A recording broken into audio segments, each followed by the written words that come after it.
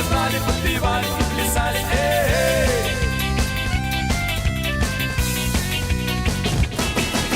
А это кто такой молодой на бороду? Народом видно солидный, прямо так и легко бабы. Кто не рады на халяву, тебе на коллабу. Ну ладно, посмотрим, поглядим, какой он в деле. Все устроили, ой, больно, правда, не так, довольно. Музыку давай, зажигай, музыкант. Да такую, чтоб все знали, подпевали и плясали. Эй!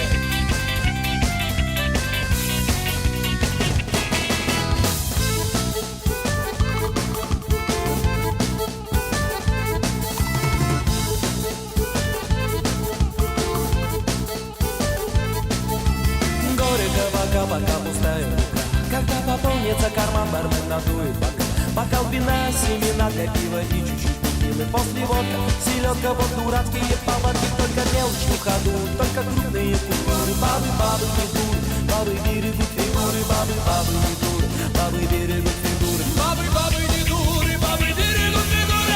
Музыку давай, зажигай, музыкант. Да такую, чтоб все знали, подпевали и плясали. Эй!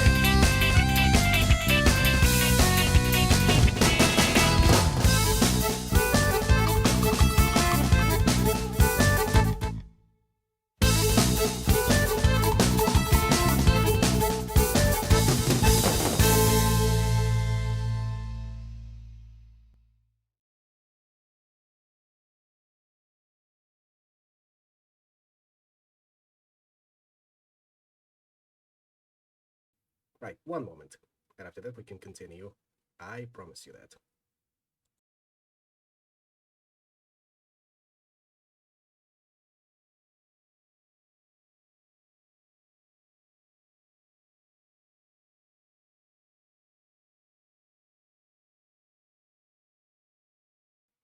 And with that out of the way, good evening, afternoon, or whatever time it is in your part of the world. Believe it or not, I have been late for a very good reason. That was A, finishing up dinner, because I do love me some instant noodles. No, really, I do. Secondly, as you can see, I finally have my new model, courtesy of my good friend, Loco. Good friend and a colleague. We're both working on the project I have described at some point in the previous streams. You missed out on that one? Well, too bad for you. Hopefully you'll be able to pick it up at some point. Anyway, let me just enlarge it a little bit so that it is noticeable, like so. And I can put on the appropriate music. Hopefully it won't be too loud this time. Let me know if it's too loud.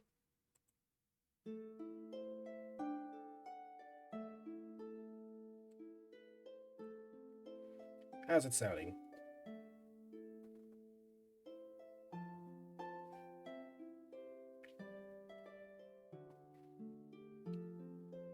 Hopefully it is good. But once again, waiting on your signal.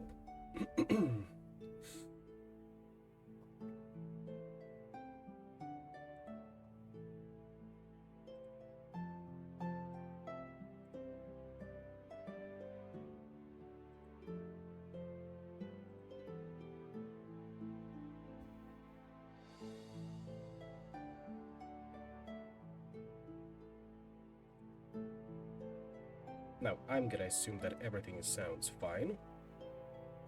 And I can be heard over the music. If not, I can tone it down as we go. So, as I have promised in the stream announcement, today is going to be a reading stream.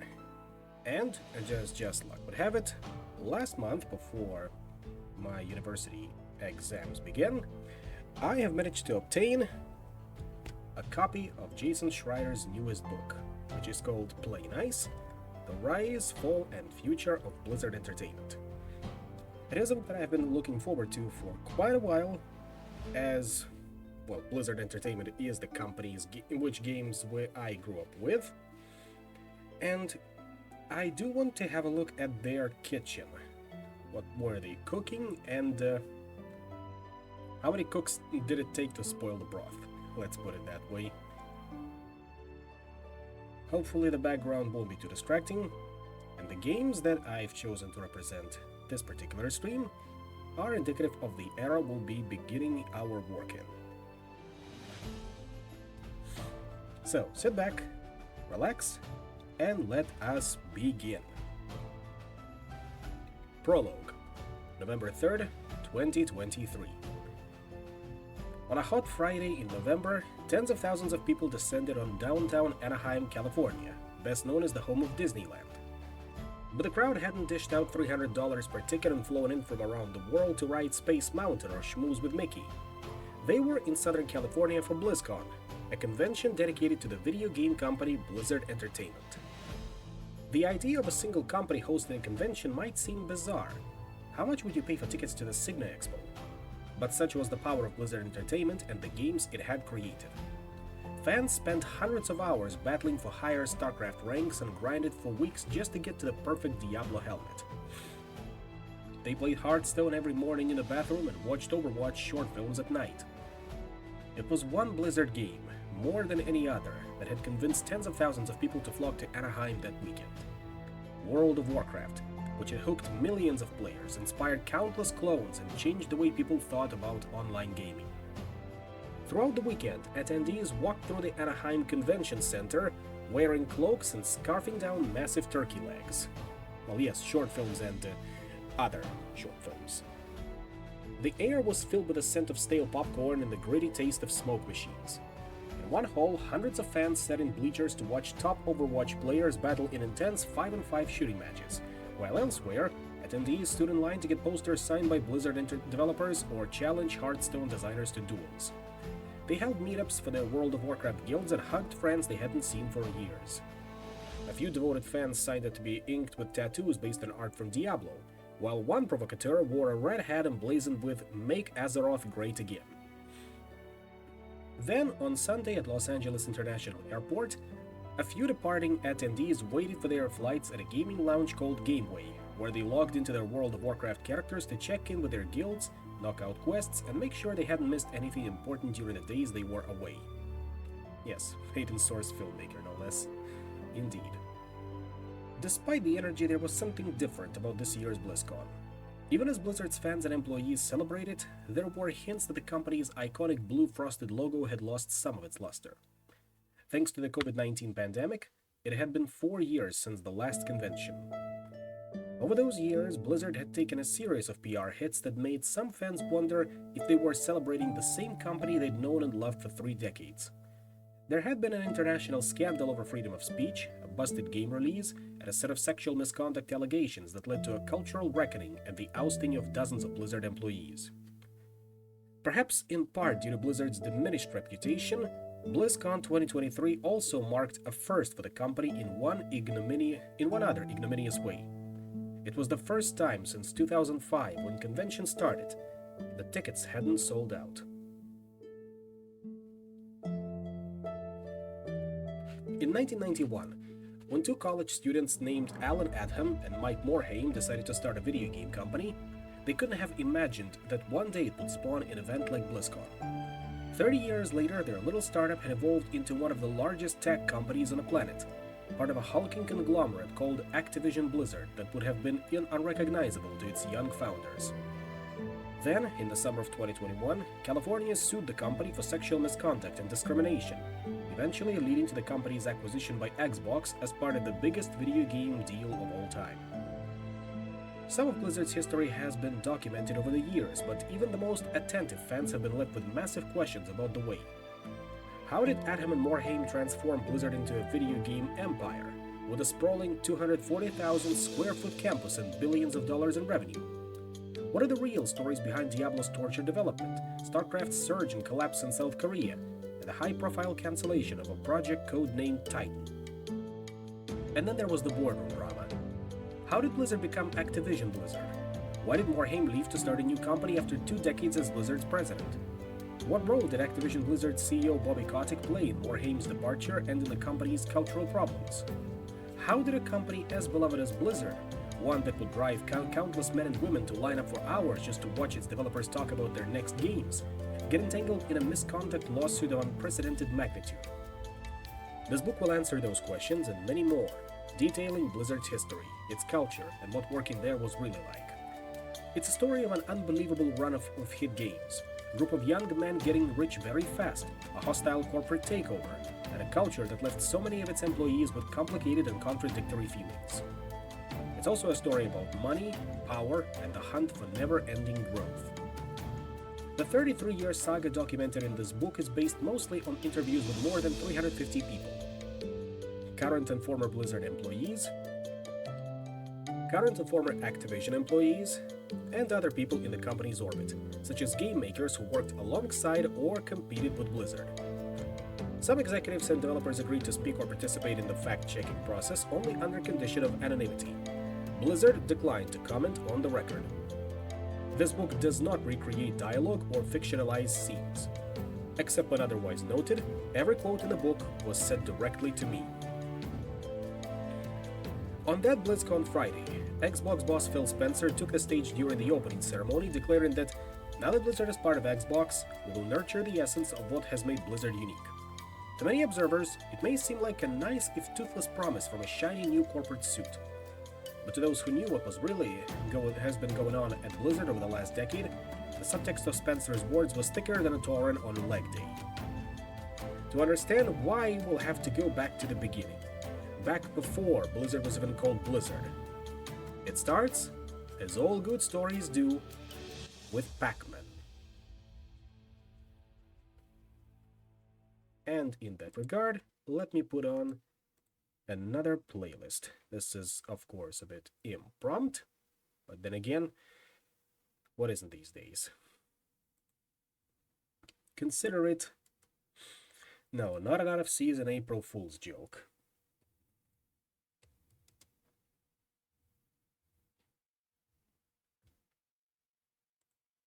But hey.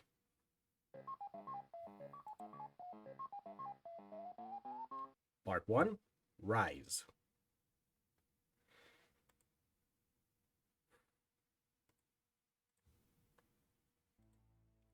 Chapter 1, Management by Chaos.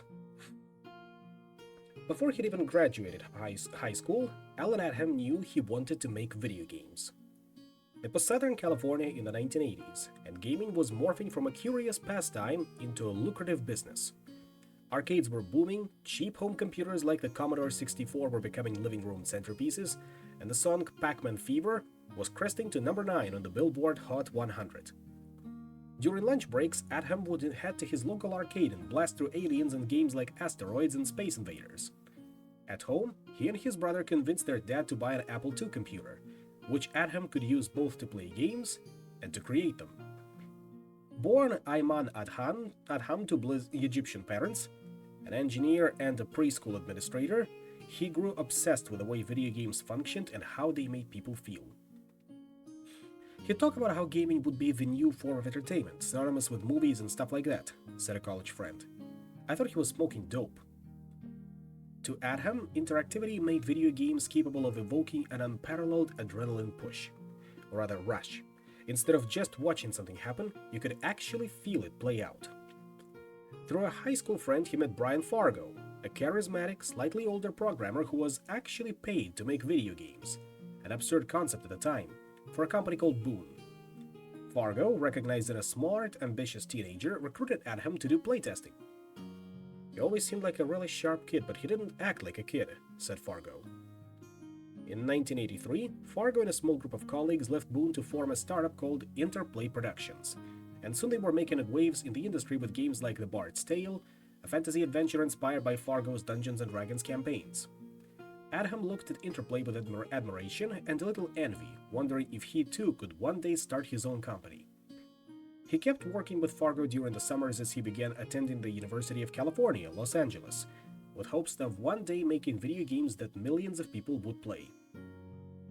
During his sophomore year at UCLA, Adham designed and programmed his first game, Gunslinger, a rudimentary graphical text adventure set in the Wild West. A small company called Datasoft printed the game and distributed it to stores, where prospective buyers had no idea it had been coded by someone who wasn't yet old enough to legally drink. Gunslinger didn't get much attention, but to Adham it was proof that he could finish and release a video game on his own, a feat about which he bragged to anyone who would listen. Yes, I'm waiting on you. Yes, that Brian Fargo, as will be elaborated later. One day at the UCLA computer lab, Adham took a seat next to a skinny, curly-haired student named Mike Morhaime. The two men, both bookish and soft-spoken, had shared some classes but hadn't talked much. Adham stepped out of the room and locked in his computer before he left. When the computer timed out and unlocked itself a few minutes later, Morhaime decided to prank his seatmate, swinging over and typing in his own password to relock the device. Adham returned, clacked a few letters on the keyboard, and somehow unlocked the computer. Morhaime, stunned, asked Adham just how the heck he'd pulled that off. It turned out the two young computer geeks had both used the same simple password, Joe, a meet-cute that sparked a lasting friendship. Morhaime, too, obsessed over video games. As a kid, he was fascinated by the insides of machinery, radios, televisions, microwaves. Whenever his family would get new electronics, he'd ignore the hardware and instead pore over the manual, curious to know the exact purpose of each port on the back of the VCR. In middle school, he and his siblings pulled together their savings to buy the Bally Astrocade, a game system that included a cartridge with a basic programming language on it, allowing Morhaime to write simple software and slowly figure out how games functioned. The jolt of excitement from taking things apart and reassembling them pushed him to study electrical engineering at UCLA, where he sat in the front row of every class, asking questions and trying to absorb as much as possible.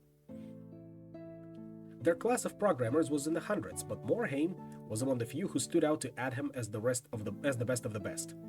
The ones who would finish their assignments early and then invent challenges for one another, battling over who could code a successful program in the newest lines, or at the fewest lines. Adham thought his fellow software-obsessed geek could be the perfect partner for the grand plan he had been formulating to make the best video game company in the world. As the two men made their way through college in late 1980s, the video game industry expanded at a rapid pace. The Nintendo Entertainment System, released in 1987, led to groundbreaking games like Super Mario Bros. And The Legend of Zelda. Video games were growing more complex and more lucrative every year. Adham's old pals at Interplay were so successful at making their own games, they also began funding and publishing other companies' titles. In 1990, as Adham was finishing his degree, he suggested to Morhaime that they team up and start a video game company. But Morhaime, who had graduated a few months earlier, was reluctant. He'd snagged a job writing test software at Western Digital, a stable computer technology company that offered him a salary and benefits with little risk, and he specialized in hardware, not video game development. Adham persisted, laying out a lengthy case and even setting up a meeting with Morhaime's skeptical father. As computer engineers in their 20s, Adham argued this was the best possible time to take a risk. If it didn't work out, no big deal. They could all get jobs at IBM or Microsoft. There were very few other industries in which a couple of guys could go into business with a small amount of seed money and make something that hordes of people enjoyed. It was clear that Adham had a gift for persuasion. People said he had Jedi powers, said one person who worked with him. He was always calm, listening, not aggressive, always unassuming. Then he'd start to talk and you'd all get all charged up. Yes, I will follow you. After some hemming and hawing, Morhaime agreed to take the plunge. In February 1991, the pair founded Silicon and Synapse, meant to represent a sort of synergy between computer parts, silicon, and the human brain, synapse. Each of them invested around $10,000, Adham from his college fund, Morhaime through a loan from his grandmother, and they rented out a tiny office in Irvine, California. They couldn't afford new computers, so they brought in the ones they had at home, and Adham recruited one of his other UCLA friends, Frank Pierce, to be their first employee. Years later, Pierce would become retconned as a Blizzard co-founder, but at the time he took a salary rather than equity. One photo taken on their very first day showed Adham and Morhaime craning their necks and staring down at the camera, pursed lips, matching stubble, looking ready to conquer the world. In 1991, the video game industry was blowing up. Street Fighter II dominated arcades worldwide, Sega and Nintendo battled over living rooms, and Tetris had become a global sensation thanks to its bouncy music and addictive block puzzles. As the money kept pouring in, companies looked to release their games on as many platforms as possible, often hiring outside contractors to help adapt a game from one machine to another. A game originally released for the DOS computer operating system might get a port or conversion to the Super Nintendo, Sega Genesis, Amiga, and more, each developed by a different contractor, and packed with new features to distinguish it from the others. Morhaime and Adham planned to one day design their own software, but to start, Silicon and Synapse would take on a contract work as the company tried to make a name for itself. This was where Adham's relationship with Brian Fargo started to pay dividends. Fargo, who had received a 10% stake in Silicon and Synapse as an advisor, Adham had 60% and Morhaime had 30%, began giving the company a slew of these conversion contracts, starting with the Windows version of Battle Chess, which transformed the Rooks and Knights into medieval warriors. Speaking of, let's look this one up.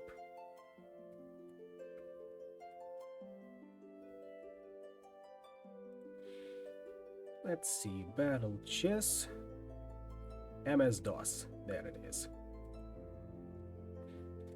Let me know if you'll be able to see it, but in the meantime, where should it go?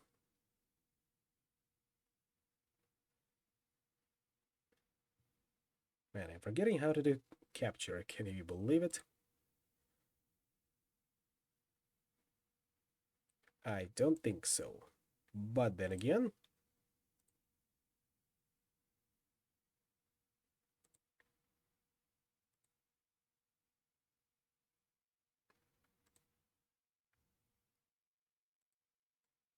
this should be good. There we go. Now give it a bit of a time. There, see? All pretty basic stuff.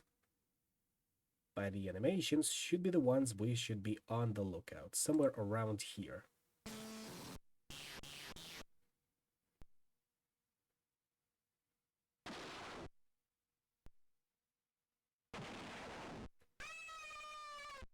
They even come with sound effects.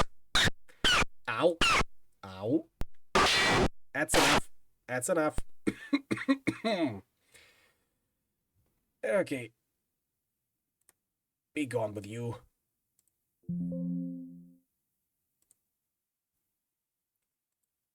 Anyway, back to it. Silicon and Synapse needed more programmers to keep up with the work, so they called Patrick Wyatt, who was finishing up his final months at UCLA, where he and Morhaime had been brothers at Triangle, a fraternity of men who spent most of their time talking about code. Morhaime asked if he wanted to make video games, and Wyatt, a computer science major, was intrigued. "I stated that sounds like a lot of fun," Wyatt recalled. He started programming on Battle Chess while simultaneously finishing his degree and working another job on campus.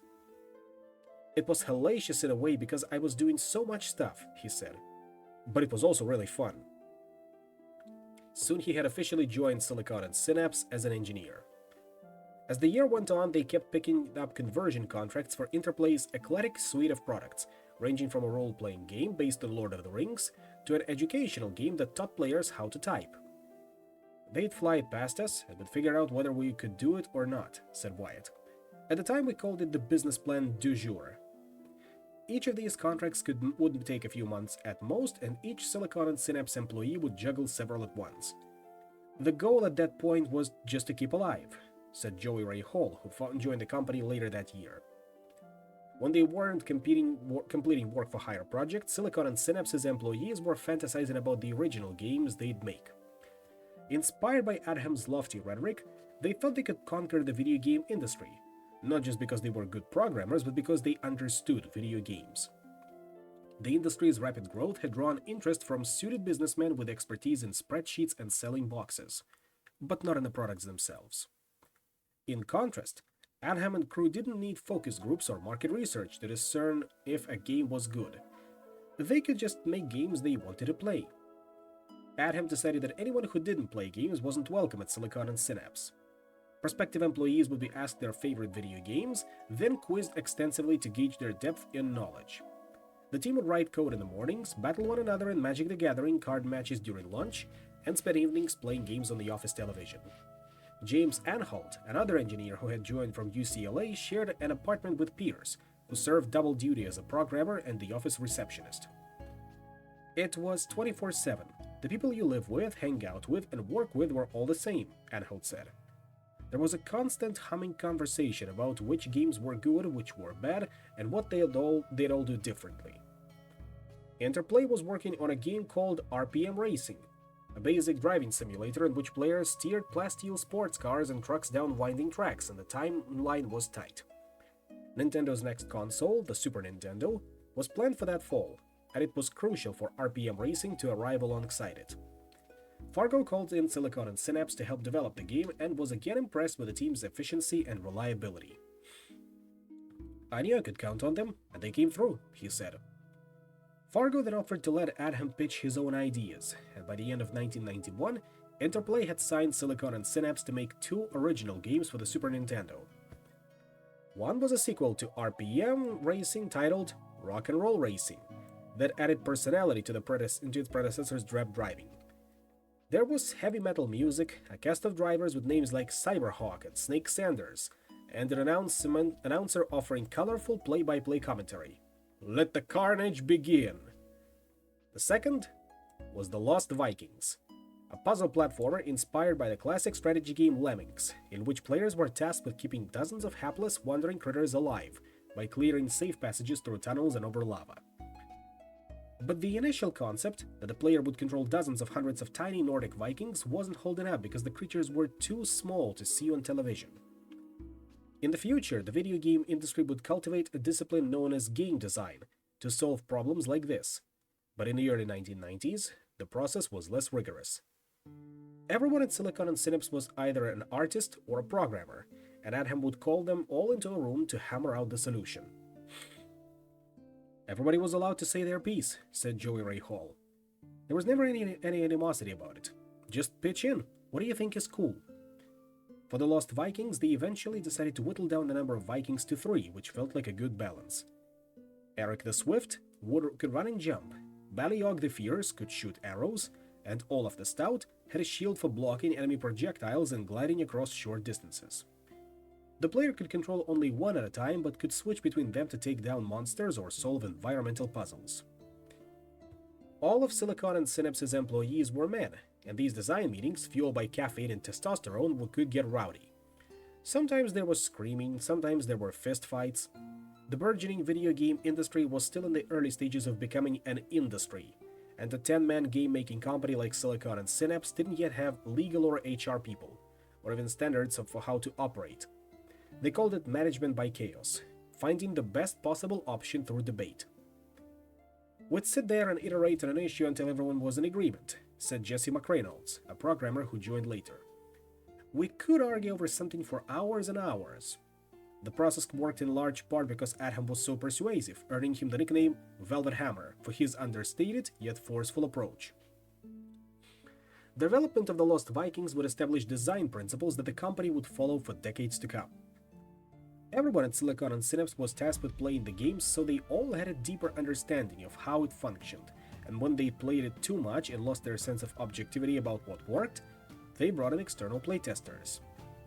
To add levity, they gave the Vikings cartoon-like animations and added cheeky dialogue for when players died and had to restart. Speaking of, let's hear it.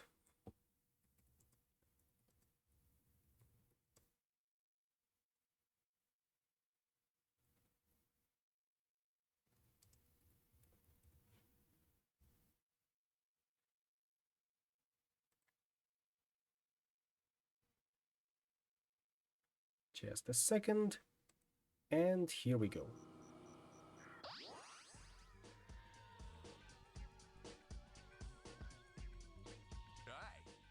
you have donuts. What's a donut?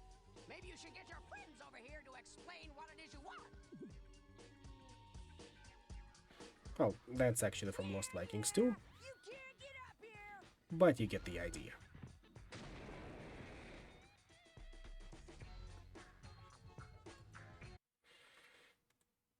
It is pretty funny, believe me on that one.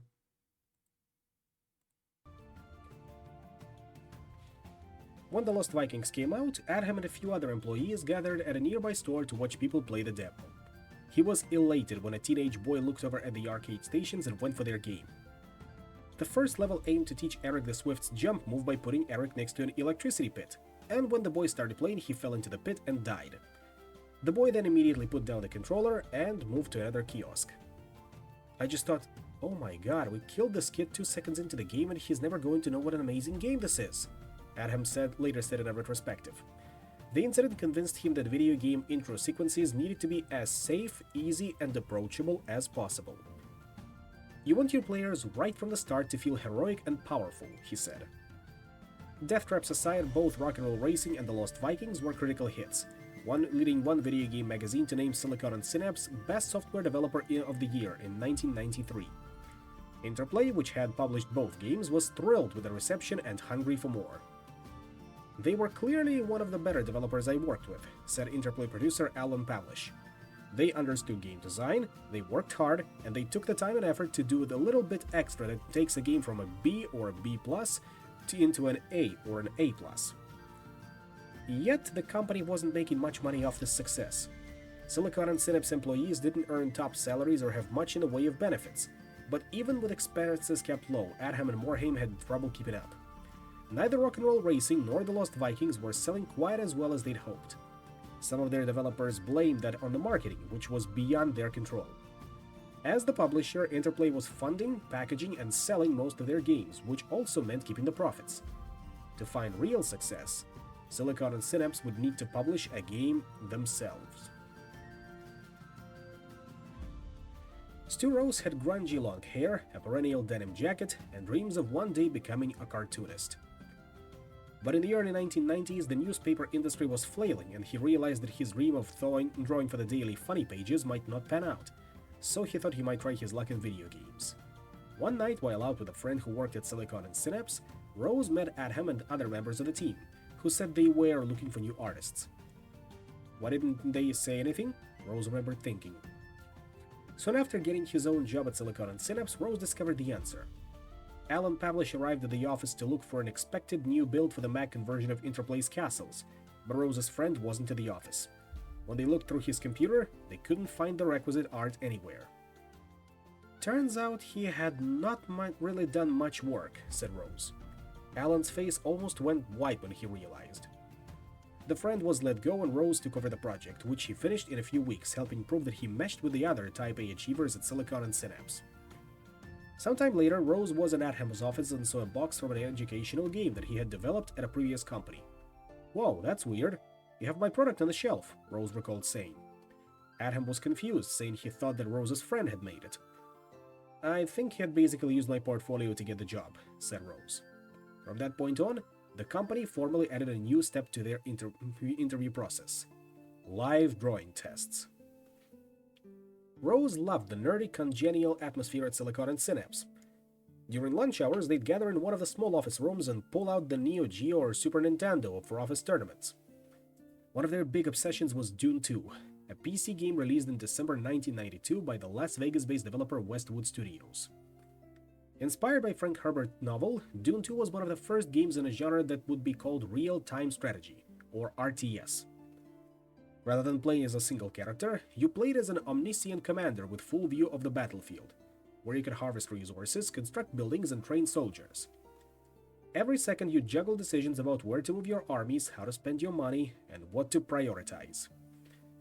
Believe me, there will be a lot more than one Westwood cameo in there. There was just one problem, thought Rose and his colleagues. Dune 2 didn't have a multiplayer mode. At best, the hyper-competitive staff of Silicon and Synapse could argue over strategies and see who had the highest scores, but they couldn't battle one another directly. "Everything's better with friends" had become one of the company's core philosophies. There was nothing as thrilling as coordinating with a buddy to solve puzzles in The Lost Vikings or getting to declare that you are the office's best Samurai Showdown 2 multiplayer. Or player, excuse me. They all agreed. Dune 2 with multiplayer could be one of the best video games on the planet. At the same time, Alan Adham was thinking up ways to transform the company into an original game publisher. Inspired by a set of Dungeons & Dragons games known as the Gold Box Collection because of their distinct gilded packaging, he envisioned a series with a cohesive look on store shelves. Each game would be loosely connected and take place during a different historical period, such as ancient Rome or the Vietnam War. One of the artists, Sam Didier, whose visions of big beards and giant shoulder pads would help drive the company's distinct art direction, suggested a name: Warcraft. Someone else pitched a high fantasy setting inspired by Lord of the Rings and the Warhammer series of tabletop games, and soon enough, they had a game idea. Warcraft Orcs and Humans would be a copy of Dune 2 with multiplayer and highly polished gameplay, set in a land of swords, spells, and monsters. And this calls for another different soundtrack. You know, the one I'm about to put on.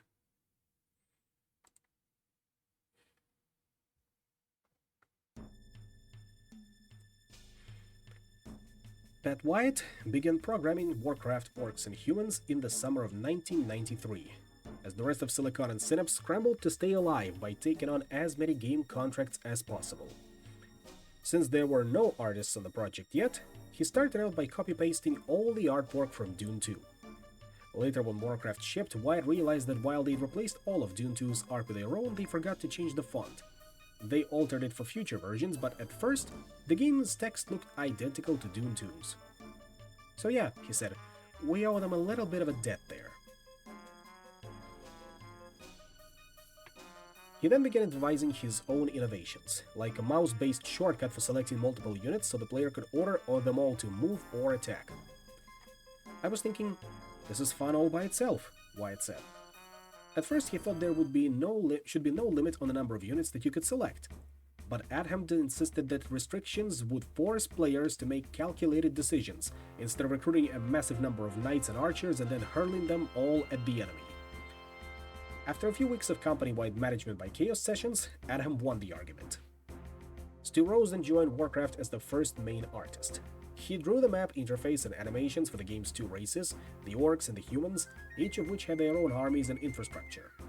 The development process was so unstructured that he was also tasked with naming the heroes and cities. I was just coming up with them in my head, he said. Okay, they're going to go to a place called Goldshire. Yeah, that's it. Later, Rose provided the voice of the human peasant, a worker minion that could mine for gold, harvest lumber, and construct buildings.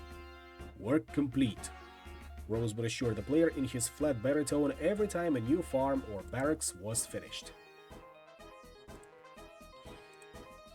Warcraft was coming together nicely, but the company's co-founders were beginning to feel the financial pressure. By the end of 1993, Silicon and Synapse had switched names. Now it was Chaos Studios, alluding to their unique process, and was struggling to pay the bills. Adham and Morhaime had been covering payroll for a dozen employees on their credit cards, raking up debts to keep the company afloat. The two founders were tens of thousands of dollars in the hole, so desperate that they were getting cash advances on their Discover cards at the supermarket and then depositing that money into the company's bank account. Although they were nervous, Adham and Morhaime didn't see these financial woes as an existential threat. The contracts were still coming in, and it always seemed like they were just a few months away from stability. Sure, they had debt, but at least they hadn't been forced to take out second mortgages or beg Fargo for a loan. It never even occurred to them that it might be time to sell the company. And I can appreciate that dedication, honestly. Chapter 2. Donut Theory. The Davidsons didn't seem much like video game moguls. Jan Davidson was a lifelong teacher who had wanted to work in education since she was a high school freshman tutoring kids after school, while Bob Davidson had a law degree, a master's in business, and years of experience in engineering. But in the 1980s, Jan designed a series of educational software programs such as Math Blaster, which spiced up basic equations by letting young players shoot the correct answers with a cannon. When the games grew popular, the couple started Davidson and Associates to publish educational computer software. You don't like where this is going? Well, too bad.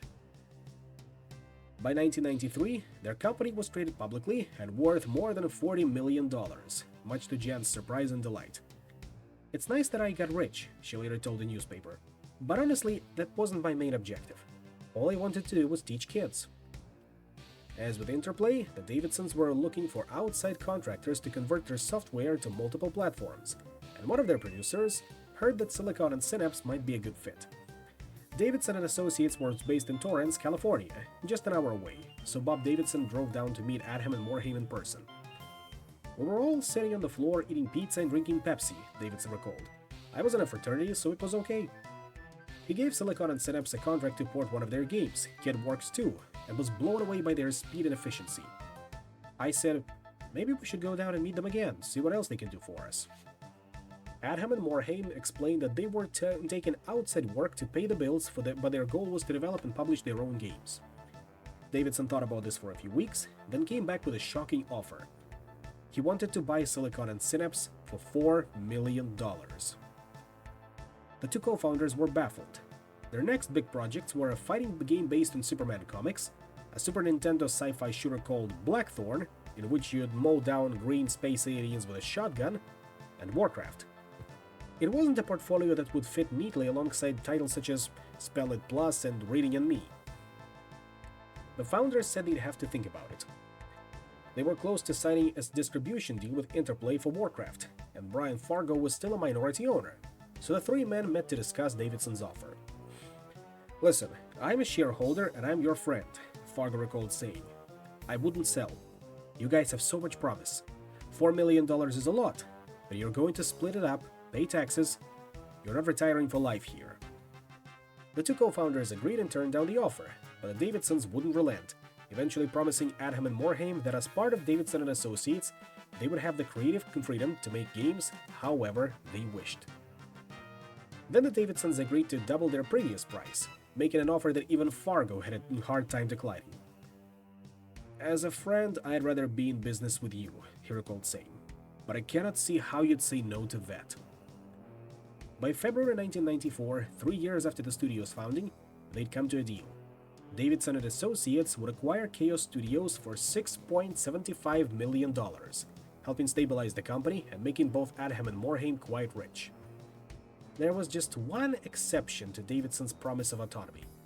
Shortly after the acquisition, a trademark dispute forced Adham and Morhaime to give up the name Chaos Studios, and they'd switch to the way less family-friendly Ogre Studios. "I'm not sure too many moms would be too excited about that," said Bob Davidson. "They called me back a week or so later and said, 'We've got a new name we like better.'" As the story goes, Adham flipped through an electronic dictionary looking for interesting words. He ran a selection by the team and they voted the list down to a few contenders. Eventually, they landed on a single word, one that continued to represent their chaotic processes but was anodyne enough to avoid offending even the most uptight mother. On top of that, it sounded pretty cool. In January, Alan Adham and Mike Morhaime had negative net worths. A month later, they were millionaires. Their company was now Blizzard Entertainment, a subsidiary of Davidson and Associates, and they could put more resources into their first self-published game, Warcraft, which Davidson would package and distribute to stores. Some of the staff, like Pat White and programmer Bob Fitch, weren't thrilled that the windfall went entirely to their bosses. Shortly before the sale, Wyatt had called a company meeting and asked for equity, to which Adham offered a resounding no. "It was a really hardcore no, and it was angry," said Wyatt. The sale did lead to perks for Wyatt and his co-workers, such as raises, 401ks, and health insurance. Davidson granted Blizzard stock options, which Adham and Morhaime handed out to their most valuable employees, including Wyatt. Still, the rebels were not mollified. Over the last 3 years, they had put in long hours for low wages because they thought it would lead to benefits for everyone, and to see Adham and Morhaime walk away with millions of dollars while they got pieces of paper felt like a slap in the face. Furious, Wyatt declared that he was quitting to start his own company. Adham and Morhaime spent weeks talking Wyatt down, promising him a title bump if he stayed. Truth was, his threat didn't have much muscle behind it. He had bought a house with a co-worker and didn't have nearly enough money to go off and start something new. So he just kept working on Warcraft, pretending that the wound wasn't there. I buried myself in the game and had a great time doing it, Wyatt said. He was blown away by his first multiplayer match against a Blizzard colleague. The most intense gaming experience I've ever had in my life, he recalled. Victories felt sweeter when they were against a real opponent rather than a computer, while defeats were even more painful, and more likely to lead to office outbursts and thrown keyboards. Stu Rose brought in a friend, Bill Roper, to do some freelance voice work for a demo they'd been planning to show to fans and media that summer. Roper arrived at the company's offices and found that Glenn Stafford, the company's composer, had converted an old utility closet into his sound booth. Finding no script, Roper went on to improvise a series of lines that will later be used for the game's intro, which you are about to hear as well.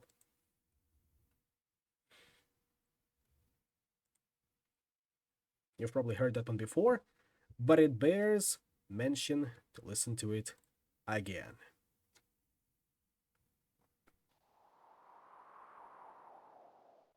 In the age of chaos, two factions battled for dominance. The kingdom of Azeroth was a prosperous one.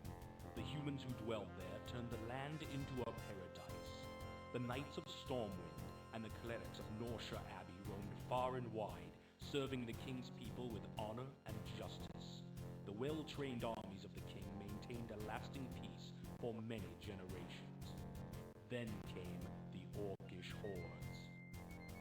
No one knew where these creatures came from, and none were prepared for the terror that they spawned. Their warriors wielded axe and spear with deadly proficiency, while others rode dark wolves as black as the moonless night. Unimagined were the destructive powers of their evil magics derived from the fires of the underworld. With an ingenious arsenal of weaponry and powerful magic, these two forces collide in a contest of cunning, intellect, and brute strength, with the victor claiming dominance over the whole of Azeroth. Welcome to the world of Warcraft.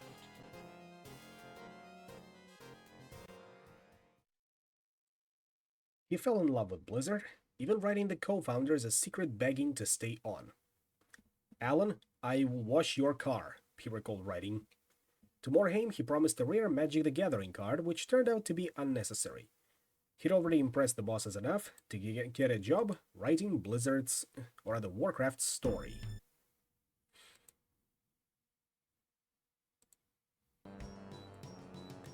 Most of Roper's narrative was crammed into the manual that would come with every copy of Warcraft Orcs and Humans, along with a Blizzard-themed notepad.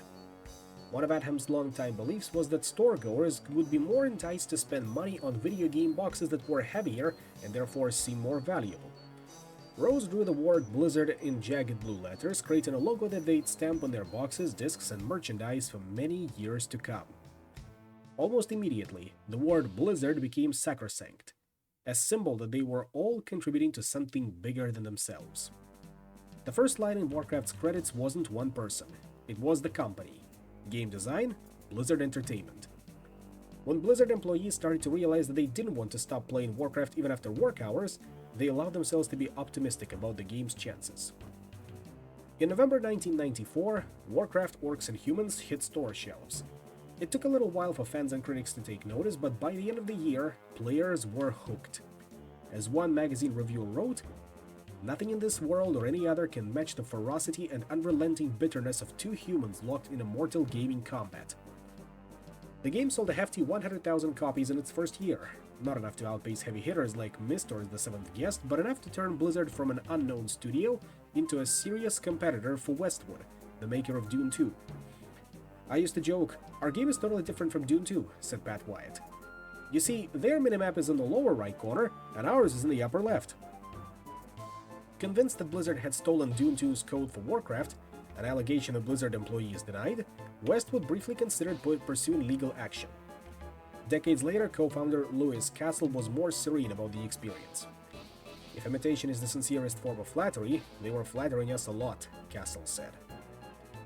By 1995, Blizzard had expanded to around 20 employees and moved to bigger offices, aiming to keep growing as Adham declared they would build a video game empire.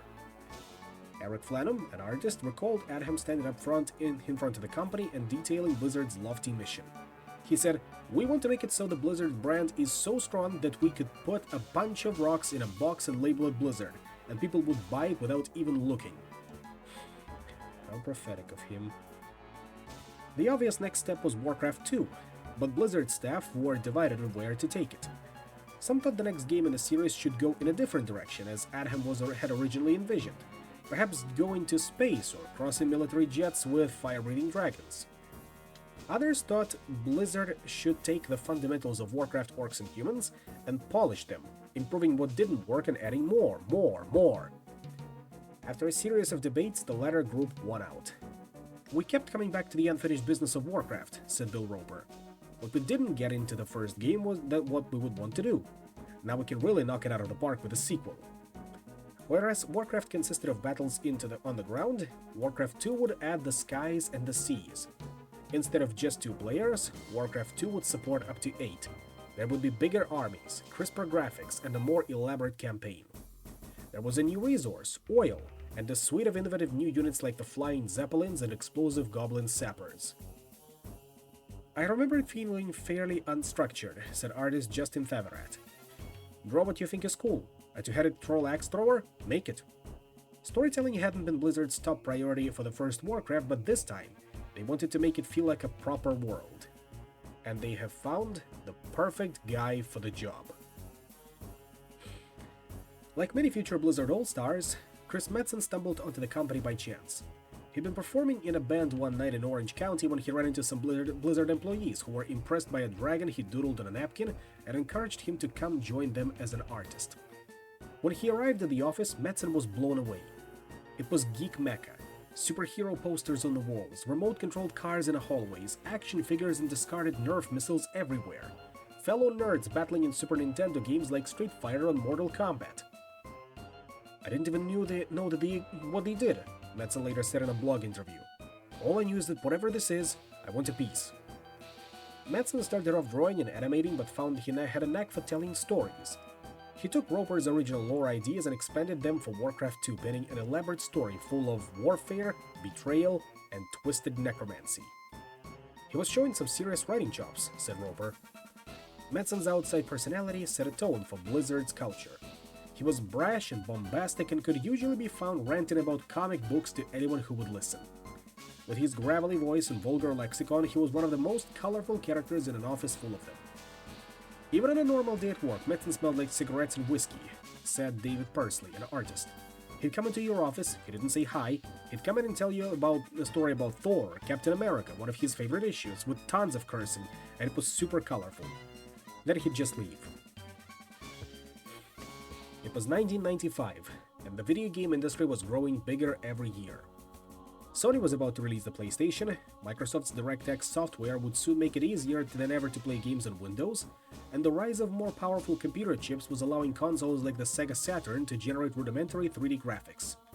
At the same time, most video game developers still hadn't quite become professional companies. Iconic game studios like Midway and id Software were made up almost entirely of male nerds, living off pizza and Diet Coke as they worked and played together at all hours. Blizzard wasn't yet attracting talented applicants from all over the world, so the company wound up primarily hiring people who its employees already knew. Almost all were men who had grown up in Southern California. Several had even worked at the same Kinko's, recommending each other for jobs at Blizzard one after another. They played pranks ranging from the innovative, like filling someone's office with empty soda cans, to the vulgar. If you walked away from your computer and didn't lock it, recalled the tester, Ian Welke, you'd come back to your desktop being not just pornography, but the most repugnant thing you could ever imagine. They wore shorts and t-shirts, jeans and flip-flops. One of their favorite pastimes was a Japanese fighting game for the Neo Geo console in which samurai warriors duked it out. "Early Blizzard was built on karaoke and Samurai Showdown 2, said Mickey Nelson, an artist. There was beauty in the simplicity of that time. Blowing off steam was essential because Alan Adham was pushing the company to release Warcraft 2 by the end of the year. Yeah, this is where the bad things start. The first game had been the longest project in Blizzard's history, taking nearly 16 months to create, and now Adham wanted them to make a sequel in just about half the time. A lot of it was Alan saying that we can't just rest on our laurels, said Wyatt. we felt like we had to do it. Adham spoke softly, with the cadence of a professional politician, and his employees left meetings like they could walk on water. But he also had a temper that could emerge during periods of high stress. During one contentious meeting, Adham grew frustrated and the engineering team for trying to reel in his ambitions. Inspired by the gorgeous new Super Nintendo game Donkey Kong Country, he wanted Warcraft 2 to support a high resolution, 640 by 480 pixels.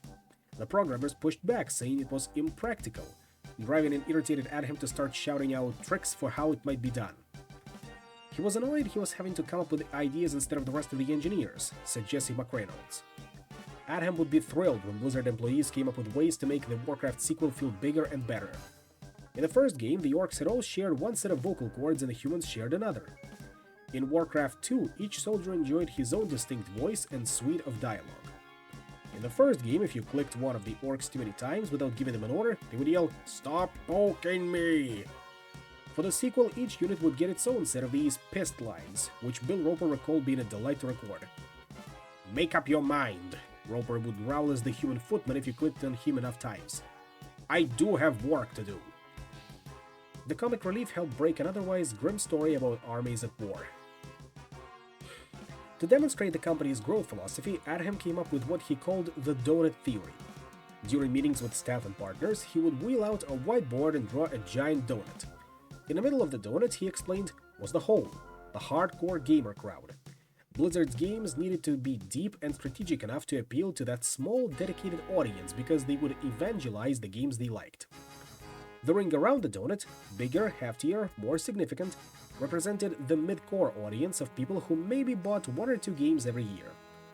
To reach those people, Blizzard's games needed to be approachable and avoid turning people off as the Lost Vikings had driven away that one kid at the store. In other words, Warcraft 2 had to be easy to learn, yet difficult to master. To meet these goals and hit Adham's deadline, Blizzard's employees essentially lived at the office. When they weren't working, they'd all go out to lunch together or play card games in the hallways. Occasionally they'd go home to sleep, but even that wasn't a given. Many kept sleeping bags under their desks just in case. "Our whole social life revolved around the office," said Pat Wyatt. "Oftentimes what would happen is you'd lose your friends, girlfriends, other things because of long hours at work. We called it the Blizzard curse." Not all of Blizzard's employees took to the intense office culture, such as Andy Weir, a programmer who hated being dropped into the pressure cooker. The day before he left on a weekend trip for which he'd provided weeks of notice, his bosses criticized him for taking off, then demanded that he leave them with a phone number. "Over the course of the weekend, they probably called me 20 times, Weir said. And I was not an important engineer. During the game's final stretch, when everyone was expected to test out the game during their spare time, Weir complained to a colleague that he was sick of doing extra QA work and not getting paid for it. Weir became the target of endless bullying around the office. Colleagues would dismiss him, ignore him, and deride his ideas. "So many people were shitty to me, I have to assume I brought it on myself in some way," Weir said. He was criticized for delivering inadequate code that broke the game's launcher, which made things more difficult for everybody. He'd fume. How could he live up to expectations when nobody was mentoring or teaching him? There were no structures in place to help younger employees learn how to fix bugs or write better code. "We were so busy running as fast as we could, there was no culture of mentorship or training," said Wyatt. Less than a year into the job, Weir was fired for his poor performance. "This was a dream job for me, working at Blizzard," Weir said. "I was absolutely crushed." But Andy Weir wound up doing just fine. 2 decades later, he published a novel called The Martian, the film adaptation of which would star Matt Damon and earn more than $630 million worldwide.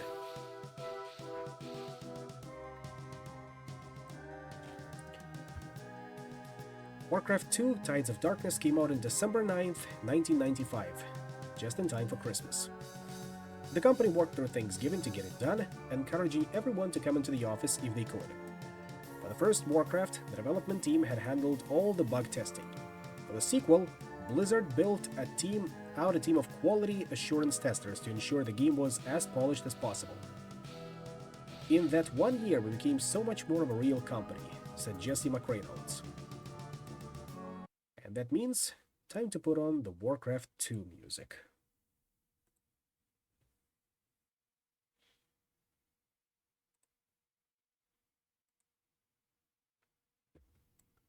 right here.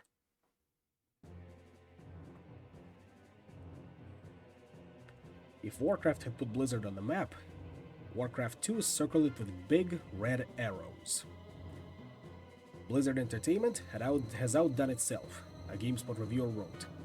The game outperformed its predecessor exponentially, selling 500,000 units in 3 months and hitting 1 million within the year. By the beginning of 1996, the company had moved to a new office at 50 Corporate Park, smack in the middle of Irvine, and had doubled in size. It wasn't clear if the company could stamp Blizzard on a box full of rocks and sell it. They never quite tried that, but their star was rising. At one point, the team learned that they had to be more judicious about their conversations in public while wearing their Blizzard hoodies and t-shirts. We went out to lunch and we couldn't just talk freely about what we were working on because we realized that the people at the booth over realized who we were and were listening in on our conversations, said Stu Rose. I remember that day getting this weird sense of, wait, are we important now? It was a different sort of milestone that helped the employees of Blizzard Entertainment realize they had truly made it. One day, a fan called in for technical support on Warcraft 2. Nobody was available for help, so an automated message asked him to leave a voicemail. As the man talked on his headset, his wife started yelling in the background. The exchange, paraphrased from the accounts of several Blizzard employees, unfolded something like this. "Get off that stupid game," the wife said. "1 minute, honey," said the husband. "Yeah, I've just gotta get this taken care of." "That game," the wife snarled, "is why we're not having sex anymore." If you walked into Blizzard's offices at some point in the weeks or months that followed, chances were high that you'd hear this recording playing on the intercom. An advertisement for PC Gamer magazine for the Warcraft 2 expansion would cement the incident in company history.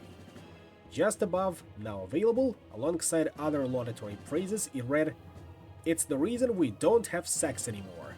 Actual quote from the wife of a tech support caller.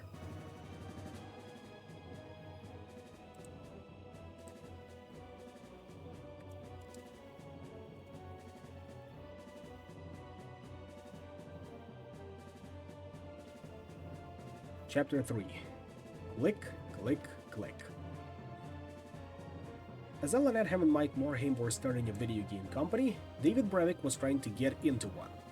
Brevik lived in San Jose, California, just outside San Francisco, where companies like Atari and Electronic Arts had already become titans of the industry. Like Blizzard's co-founders, Brevik had grown up playing computer games and thought they were the coolest thing on the planet. His family had moved around a lot when he was a kid. Wisconsin, Georgia, and finally California, so Brevik had never been able to form many lasting friendships at school. But no matter where he relocated, the computer was always there. Now just give me a second.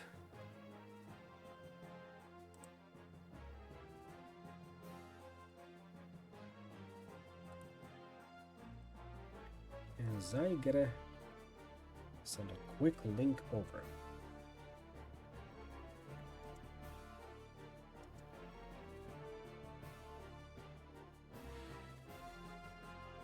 Now then, where was I? Right here. Brevik was tall and lanky, with wavy hair and a coder's tan. He was blind in one eye, which hampered his depth perception and dreams of becoming a professional athlete, but he found he had a talent for programming in high school, where he finished assignments so quickly that his computer teacher started letting him help the other students. After college, his parents suggested that he might want to use his computer science degree for a lucrative career path, but Brevik was part of a small but growing group of nerds who wanted to make video games for a living. He wound up at a clip art company called FM Waves that was trying to get into the video game industry but running out of money quickly, and soon an awful feeling began to creep in. Maybe his parents had been right after all. At FM Waves, Brevik became friends with two brothers, Erich and Max Schaefer, who shared his sensibilities and complaints. Every day they'd go out to lunch together to gripe and swap stories about the video game they were playing.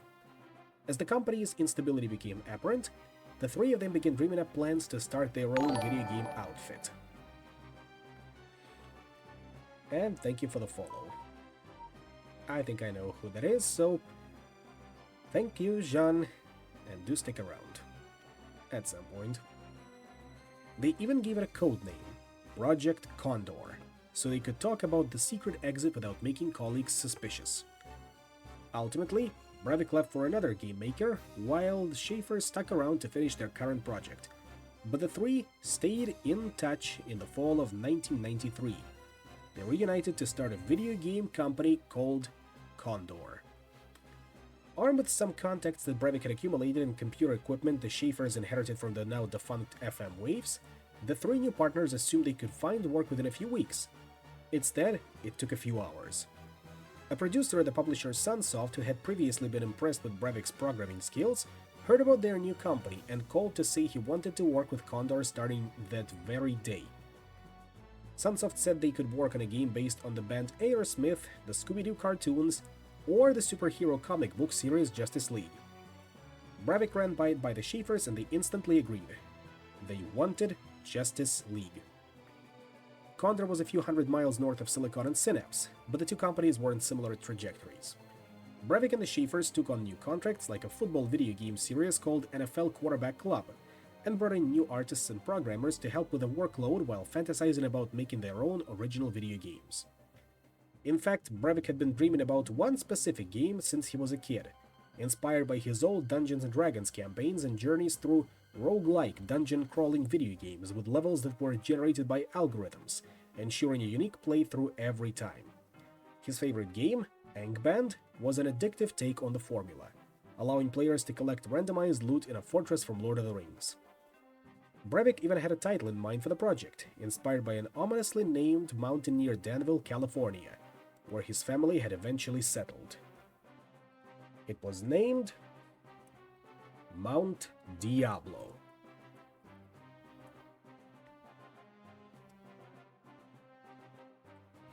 And you know what is coming up next?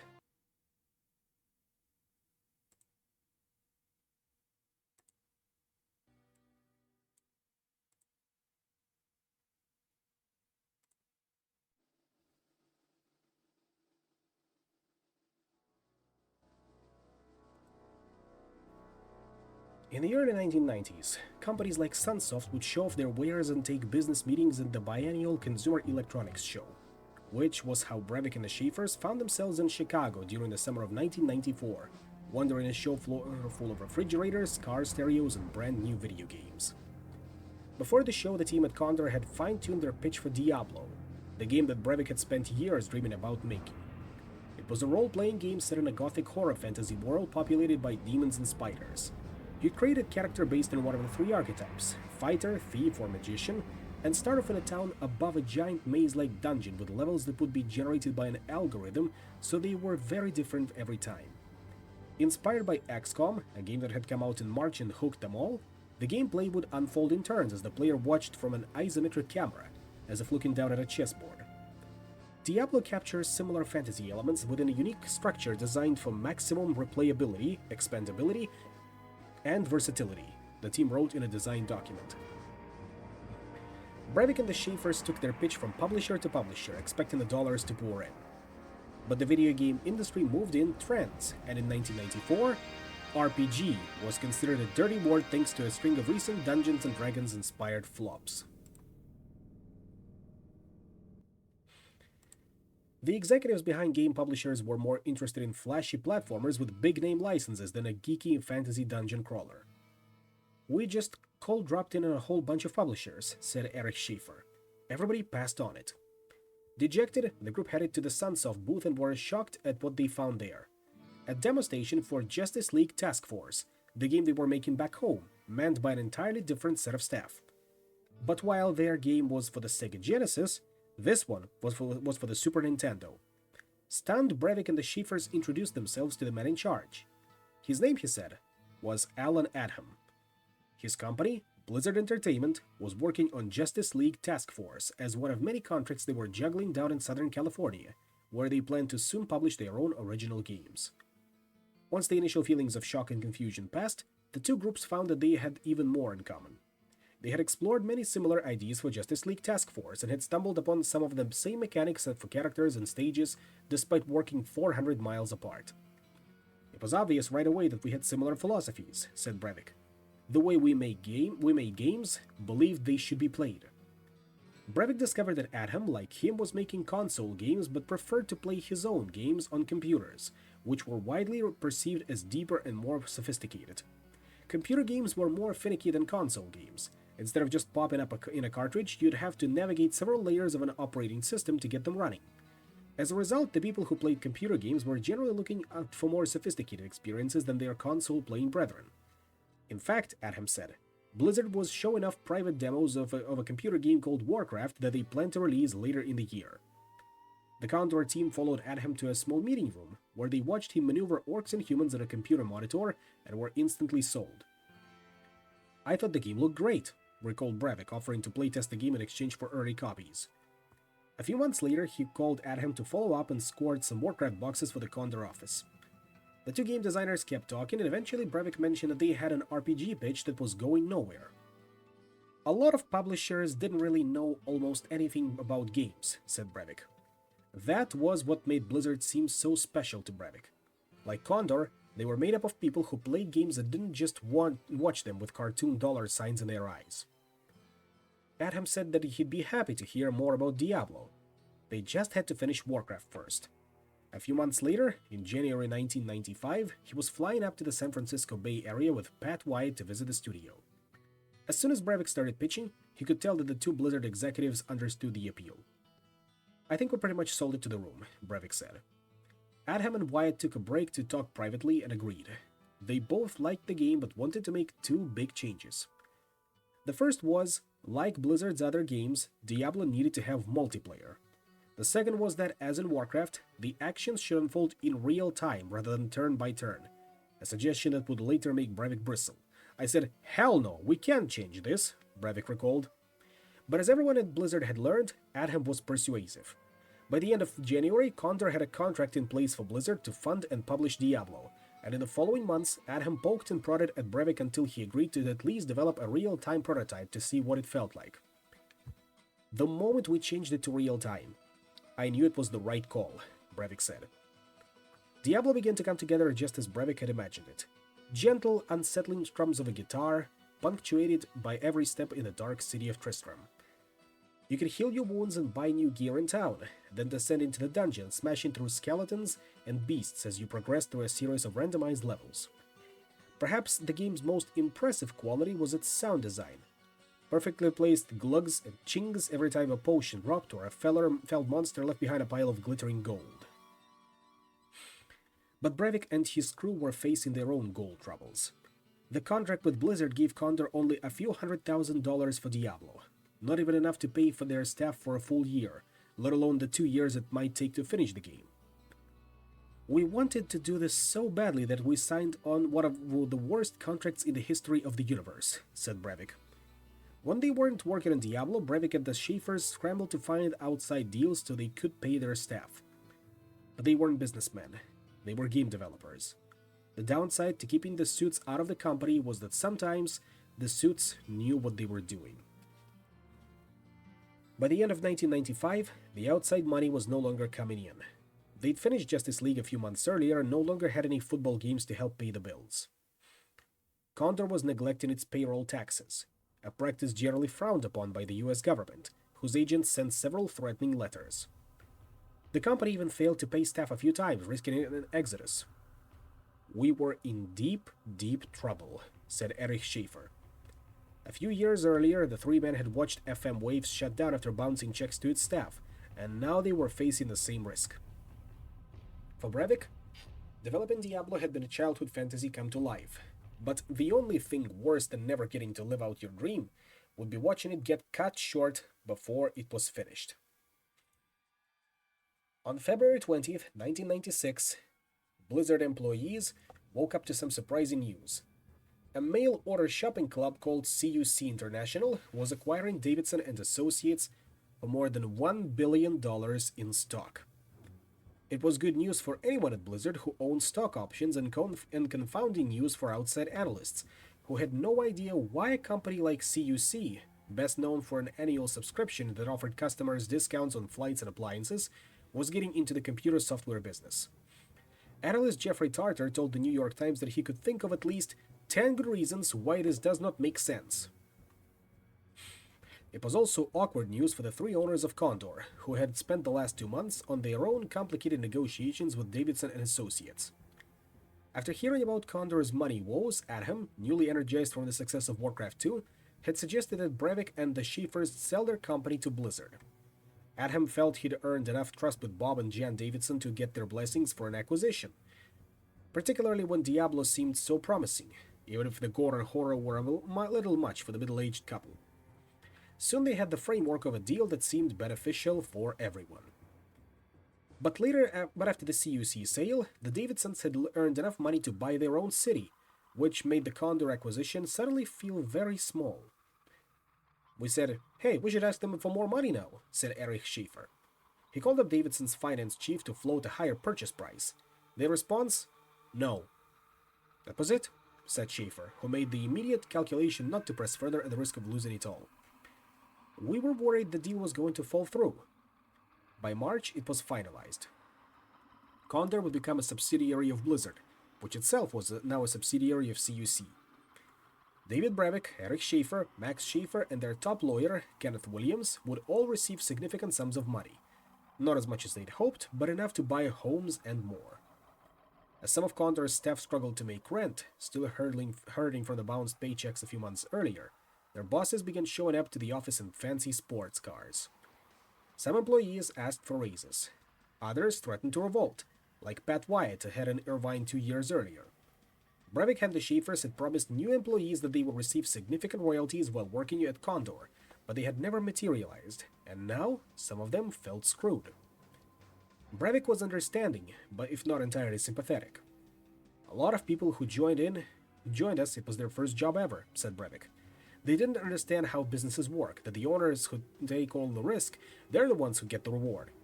That's a harsh lesson for somebody to learn sometimes.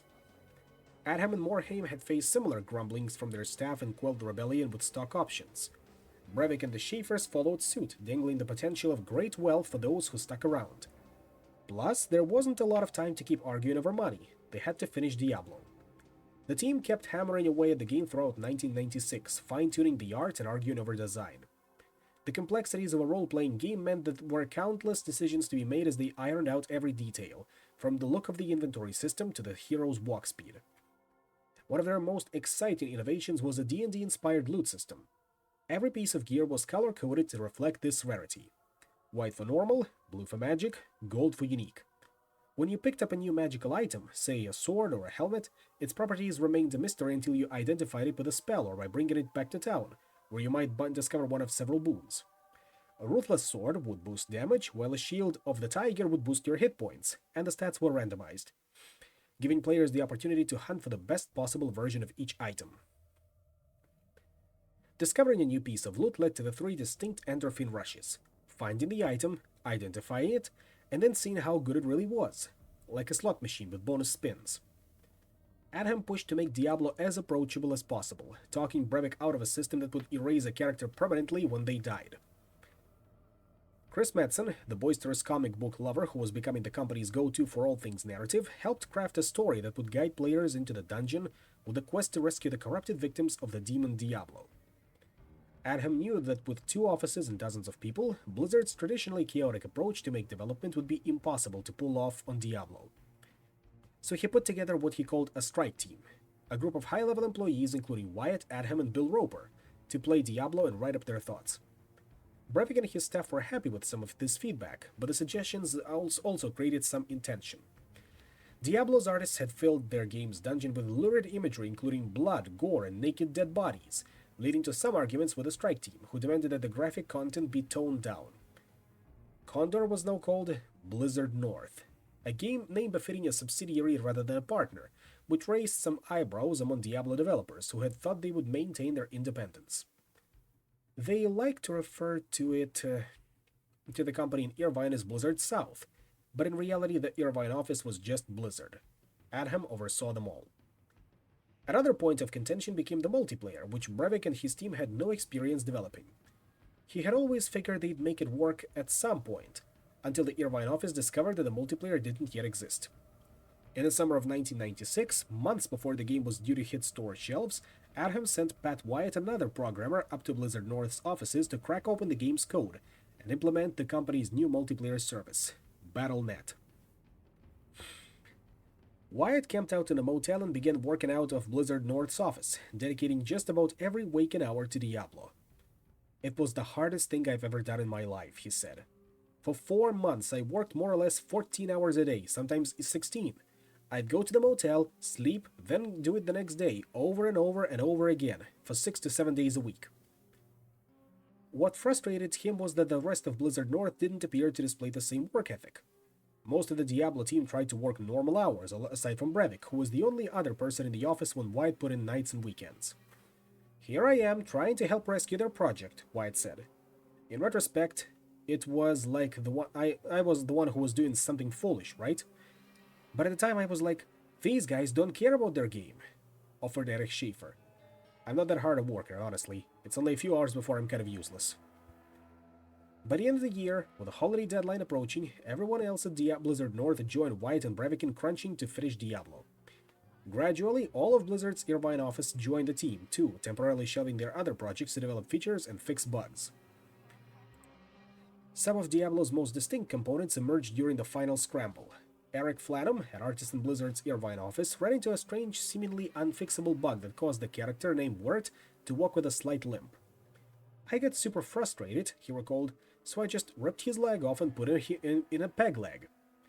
Wirt's wooden leg would go on to play a memorable role in the series, later allowing Diablo 2 players to access a hidden realm full of screaming, murderous cows. But you didn't hear it from me, there is no cow level. I repeat, there is no cow level.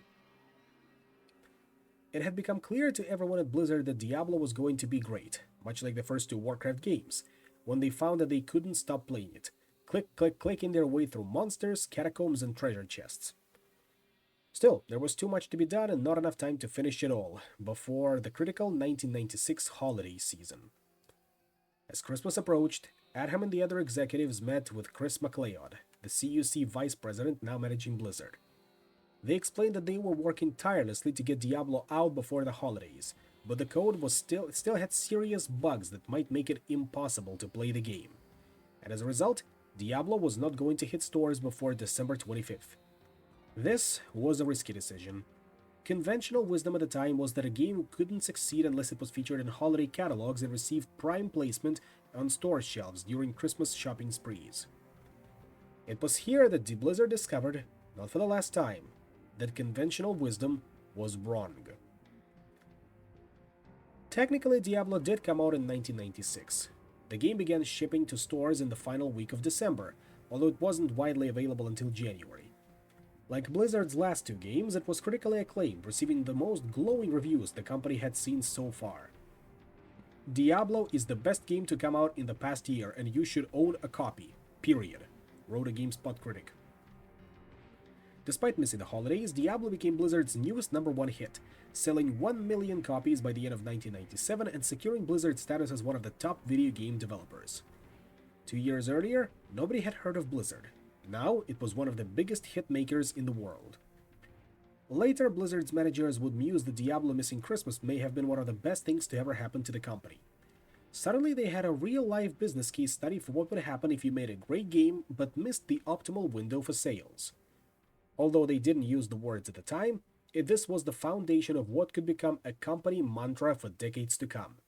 It'll be ready when it's ready.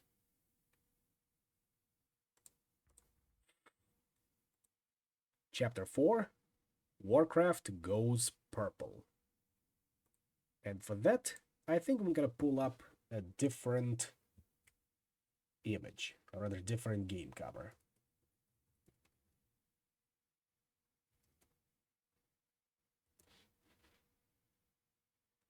Now, where is it? There it is. And in a moment, it's going to appear on the screen as well. Of course, you know the image that I'm going to put up. After all, what other game could I be referring to, huh?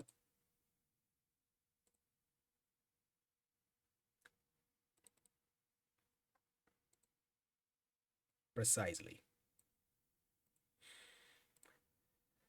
Not all of Blizzard's bets were as successful as Warcraft and Diablo. In the mid-1990s, the company took several stabs at projects that didn't pan out, like Denizen, a dungeon crawler that was shelved due to lack of resources, and Bloodlines, a space vampire game that didn't resonate with enough staff to justify its existence. Just imagine. Vampire the Masquerade Bloodlines. From Blizzard. Blizzard also tried to publish a few external games, including Pax Imperia 2, the sequel to a strategy game that the staff loved, and Krixa, a top-down arcade shooter made by a small studio in Boston, Massachusetts. But all were cancelled. Later, Morhaime would estimate that Blizzard cancelled around 50% of its projects because it would rather lose money than release subpar products. Another game on the chopping block was Shattered Nations, a turn-based strategy game inspired by Sid Meier's Civilization that was announced in the fall of 1995. I have to admit that the stream is really interesting. Well, thank you, and do stick around. It does get more interesting. But James Finney, the lead designer, couldn't convince Adham that a turn-based game was worth pursuing, and another, far more exciting opportunity was about to emerge. One morning, when Adham told his staff that he and Bob Davidson were in early discussions about developing a Star Wars strategy game, the studio began buzzing with excitement. These dreams of epic Warcraft-style clashes between Jedi Knights and AT-AT walkers didn't last very long. Before they could even build a prototype, Adham came back with news that their Star Wars game was not happening at all. Word around the office was that the deal fell apart after a dispute over putting Blizzard's name on the box. But Jack Sorensen, who was the president of LucasArts at the time, said in an interview for this book that he didn't recall having any discussions with Blizzard about making a Star Wars game. But once again, imagine that instead of StarCraft, Blizzard makes a Star Wars game. There is a universe where Blizzard just makes games by licenses, and instead of Warcraft we have Warhammer, and instead of StarCraft we get, well, Star Wars. Imagine that, huh? Still, Blizzard's developers had already grown sick of fantasy and were ready to ditch elves and goblins in favor of spaceships and aliens. So they decided to stick to the idea of sci-fi strategy.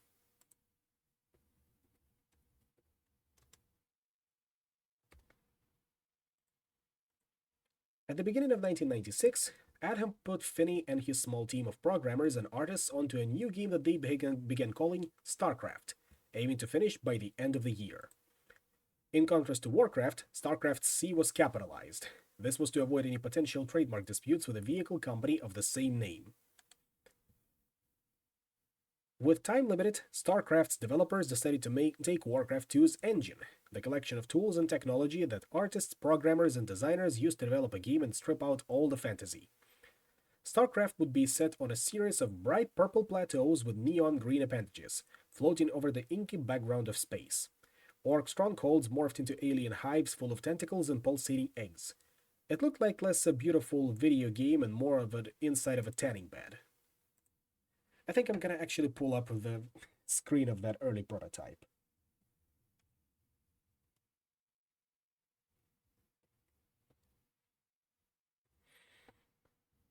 Where it is, right here. And you will of course see the StarCraft alpha that they are talking about. It really is something very, very drastic in relation to the final product. And it's only gonna get better.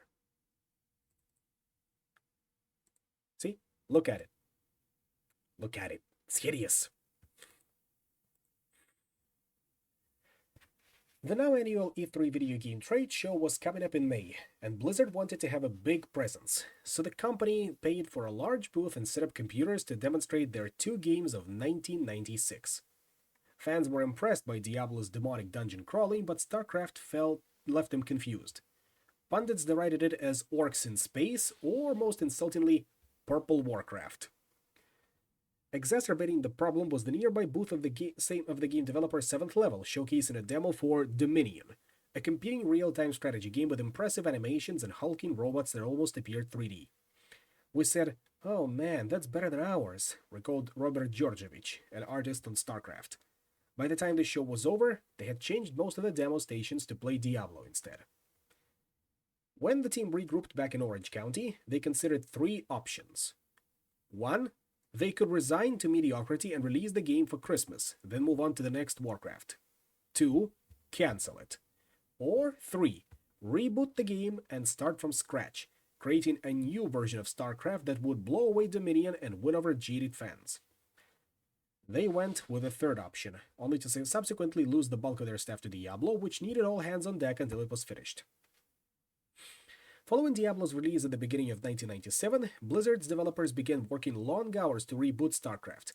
Rather than using Warcraft's top-down camera angle, this new version of the game would offer a slanted isometric view, making buildings and units feel 3D-like, similar to what they'd seen from Dominion. A public display of the rebooted version of StarCraft later in the year left fans far more impressed than they'd been by the purple Warcraft demo. And now it's time to put on that soundtrack. StarCraft would be different from its predecessors in one way. While the Warcraft games had two mirrored races, each with identical units, StarCraft would be asymmetrical. Each of the three races, the humanoid Terran, the swarming Zerg, and the high-tech Protoss, would have its own suite of innovative units and abilities that made them feel unique to play. The Terran siege tank could swap between mobile and stationary modes, trading agility for explosive power. Zerg units could burrow under surfaces, then pop out to ambush opponents. Protoss Dark Templar were permanently invisible and could only be spotted by detector units. Yeah, they Valved StarCraft, essentially. One of the secrets behind Blizzard's success was an ample, almost excessive amount of playtesting, both from outside testers and from everyone in the company. "We had days when the entire company would shut down," said Tim Campbell, who joined later. "Everyone from Warhame to the receptionist would stop what they were doing, play the game, give feedback." On the first two Warcraft games, there was no need to worry about balance. Every human soldier did the same amount of damage as their orc equivalent. But StarCraft's asymmetrical races required far more care. If one of the three was even slightly more powerful than the others, it would likely skew multiplayer matches and make the game feel less fair and therefore less fun. "We'd spend hours and hours playing it," said Jeffrey Vaughn, an artist on the project, "polishing it, making little balance adjustments. Outsiders would come into the office and play builds, and often near endless lists of suggestions. I think sometimes studios get too dismissive," said Vaughn, "whereas at Blizzard, we have friends and family come..."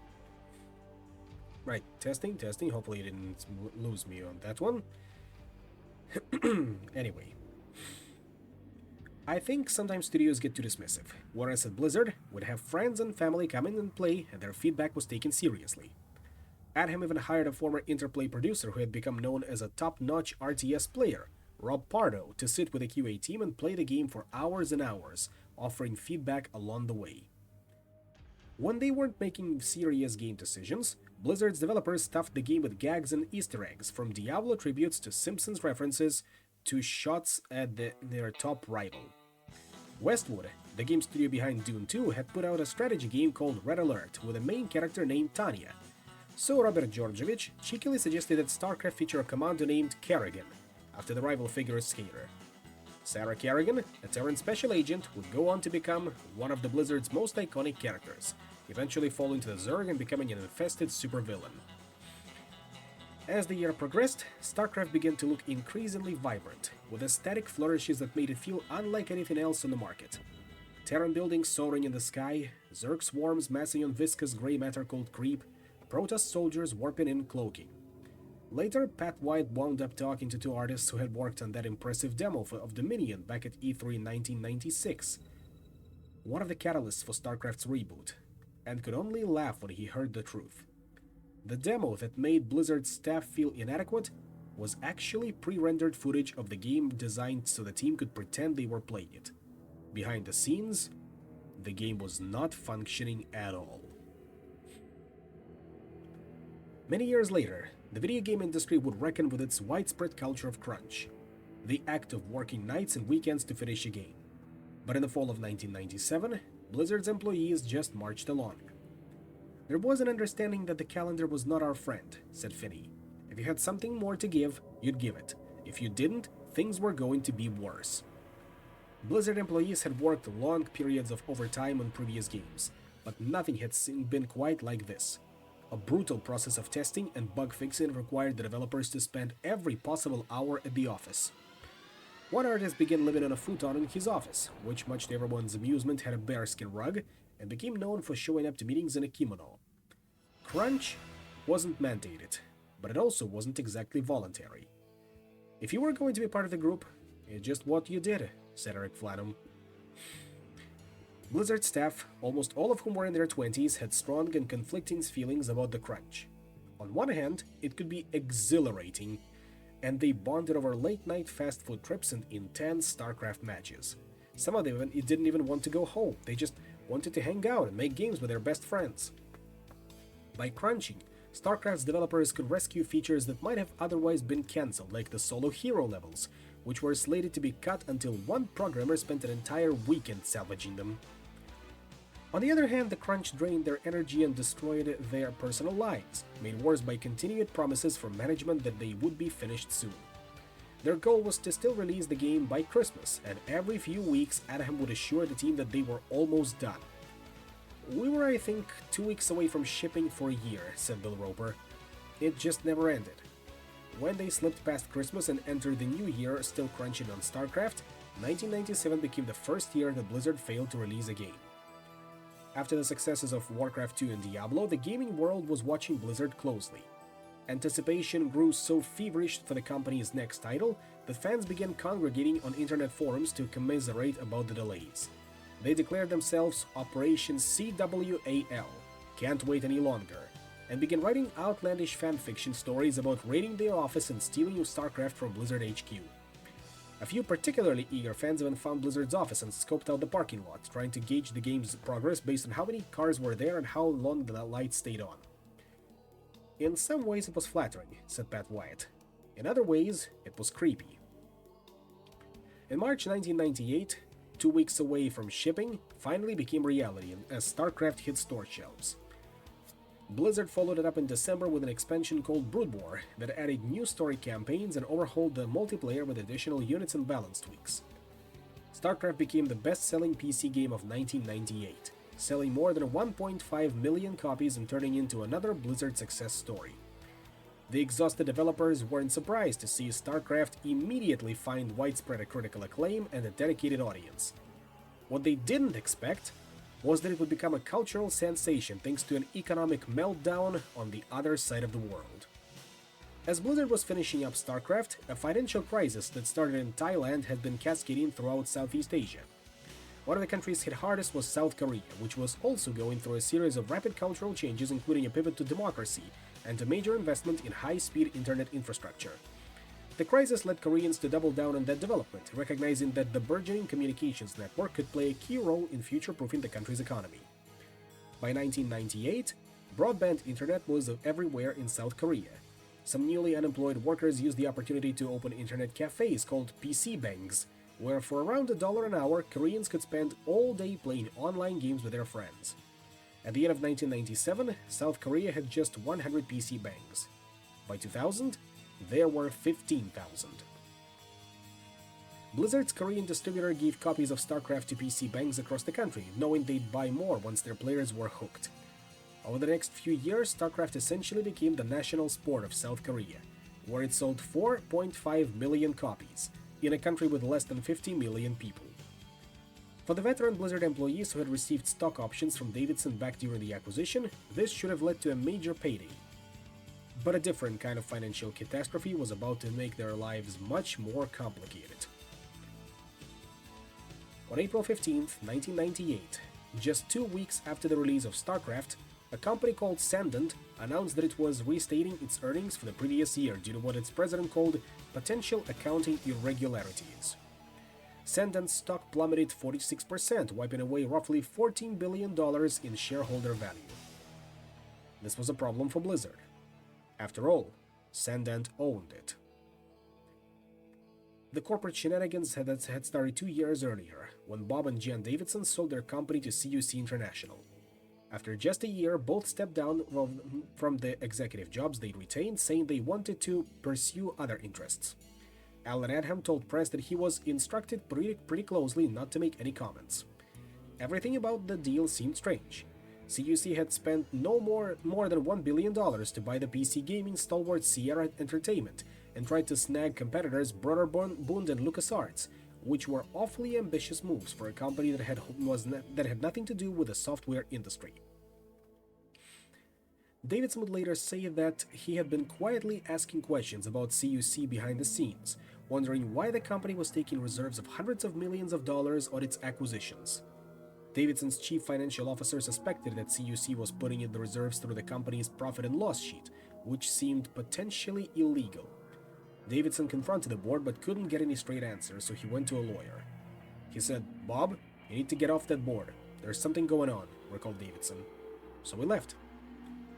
Later in 1997, CUC agreed to merge with a hotel company called Hospitality Franchise Systems, HFS, to form a new conglomerate called Cendant. The merger came with all sorts of weird quirks, like an arrangement for the HFS boss Henry Silverman and CUC boss Walter Forbes to swap places as CEO after 2 years. Most alarmingly, Forbes kept his company's financials opaque, shooting down Silverman's request for non-public information during the merger process by arguing that if the deal fell apart, HFS might purchase one of CUC's competitors. When the merger closed and suddenly a host of new people had access to CUC's financials, the truth came out. The US Securities and Exchange Commission later described it as a massive fraudulent financial reporting scheme. Forbes' company had cooked the books, using several tricks to report false income in the name of meeting Wall Street's analysts' expectations and creating the illusion that CUC was growing every quarter. One of those tricks was to overstate merger reserves and then report them as earnings. Hence all these seemingly senseless acquisitions. In 2006, Walter Forbes was found guilty of fraud and sentenced to more than 12 years in prison. The prosecutor was United States Attorney for New Jersey, Chris Christie, who would later become well known for many other reasons. The CEC concluded that the consequences of the company's shareholders were devastating, and some of those shareholders worked for Blizzard. After the merger, Cendant stock had traded at a high of more than $40. By the end of 1998, it was worth less than $10 a share. The earliest Blizzard employees like Pat Wyatt lost the most. "All that money just disappeared," Wyatt said. "This was my first million that I didn't get." Amidst the drama, Blizzard staff also received some unwelcome news as management gathered the team and explained that because StarCraft had been delivered in 1998 rather than 1997, they wouldn't receive bonuses they had been promised despite the game's success. "There were a bunch of people who were super pissed about that," said Eric Flanham. "Probably how pissed you were depended on how big you thought your payout was going to be." Some of these employees had taken pay cuts from previous jobs to be at Blizzard, and they knew they could be making more money at other tech or video game companies. But they felt like the trade-off was worth it because it was Blizzard, a company that made great games and appeared to treat them well. After StarCraft, they weren't so sure. The idyllic days when everyone at the company had been close friends, playing games and going out to lunch forever seemed like a lifetime ago. Now, mutiny was on the horizon. Chapter 5: Fugitives. On May 22, 1998, just a few weeks after the Cendant drama, Blizzard announced that it was canceling Warcraft Adventures: Lord of the Clans after 2 years of work. Warcraft Adventures, which Blizzard had been developing in conjunction with a team of animators in Russia, was meant to be a point-and-click adventure game inspired by the likes of LucasArts' Monkey Island. You'd play as Thrall, an orc slave destined to start a rebellion against the human oppressors and travel across the Warcraft world solving puzzles and what was meant to offer a more nuanced perspective on a seemingly bloodthirsty race. Over the course of the game's development, Blizzard staff realized that something about Warcraft Adventures wasn't feeling right. The art style seemed amateurish, and the puzzles weren't quite clicking. At one point, artist Eric Flanagan was helping demo the game at a trade show when the booth was visited by Leisure Suit Larry creator Al Lowe, one of the luminaries of the adventure game genre, which had found a great deal of success in the early 1990s, but was now losing market share to faster-paced games. Lowe came up to Flanagan and told him the community of adventure game designers was watching Blizzard closely. Because if you guys can't make this work, then who can? Recalled Flanagan, who could only stammer in response. It was not a good game, Flanagan said. As a last resort, Blizzard offered Steve Meretzky, the legendary designer behind adventure games like Sorcerer and Zork Zero, a freelance contract to help salvage the game. They didn't think it was quite up to par, recalled Meretzky. They added, without investing a ton more money into this, what can we do to significantly increase the quality level? Meretzky flew from his house in Massachusetts to Irvine for a week of intense brainstorming, then spent another week writing up design documents. His ideas impressed the team at Blizzard, but they arrived too late. A few weeks later, Bill Roper called Meretzky and told him they were shelving Warcraft Adventures. The cancellation cost them hundreds of thousands of dollars, but Adham and Morhaime knew that if Blizzard ever released a product that was widely perceived as subpar, it would destroy the company's reputation. You have all the sunk costs, all the money they put in, all the time and effort, said Flanagan. They ultimately made the very right decision to can it and preserve the value of their brand.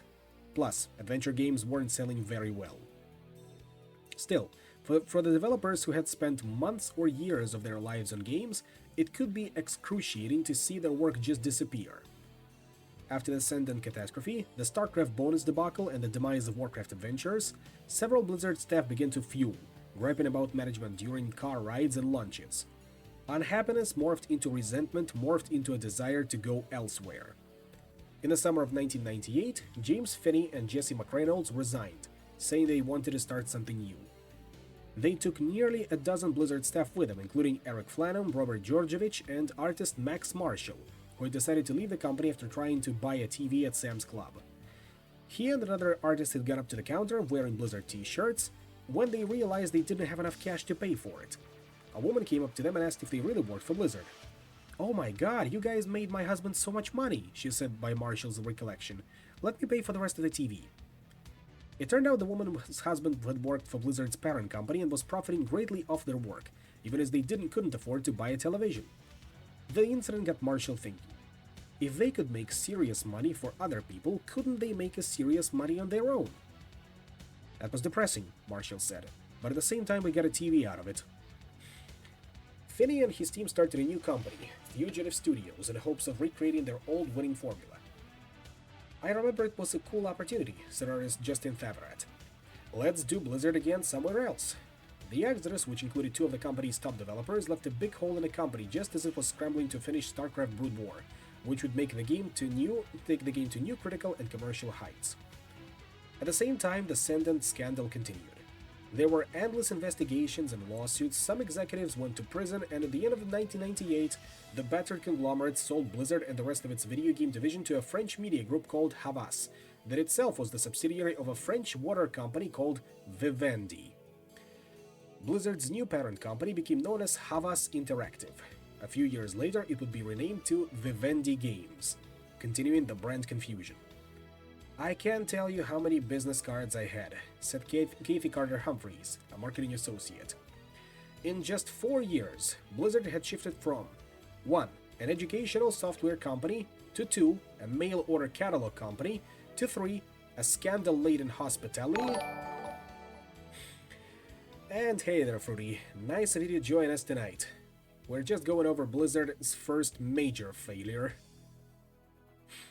So, in just 4 years, Blizzard had shuffled from 1. An educational software company, to 2. A mail-order catalog company, to 3. A scandal-laden hospitality company, to 4. A utility provider in France. To the outside world, Blizzard was a developer on the rise, a company pumping out hit after hit. On the inside, it was pandemonium. There were corporate scandals, bitter rebellions, and now big vacancies. One day during the chaos, Joe Ray Hall walked into the office and found a few of the executives who handed him an envelope and asked him to open it. Inside was a check. "It was more money than I'd made in my whole working career at that point," Hall said. For a while, Blizzard's management team had been trying to put together a profit-sharing system that would reward their employees in a more substantial way, and they'd use the fugitive departures to muscle their new corporate owners into approving it. Meanwhile, those who had left for Fugitive discovered that starting a video game company wasn't quite as easy as they thought it might be. Their plan to make a 3D action RPG proved too ambitious. One of their business partners turned out to be unreliable, and their desires outweighed their technological capabilities. Have I been watching the chess? To an extent. Speaking of, that was actually Blizzard's first game, Battle Chess on NES. Now, where was I? Right here.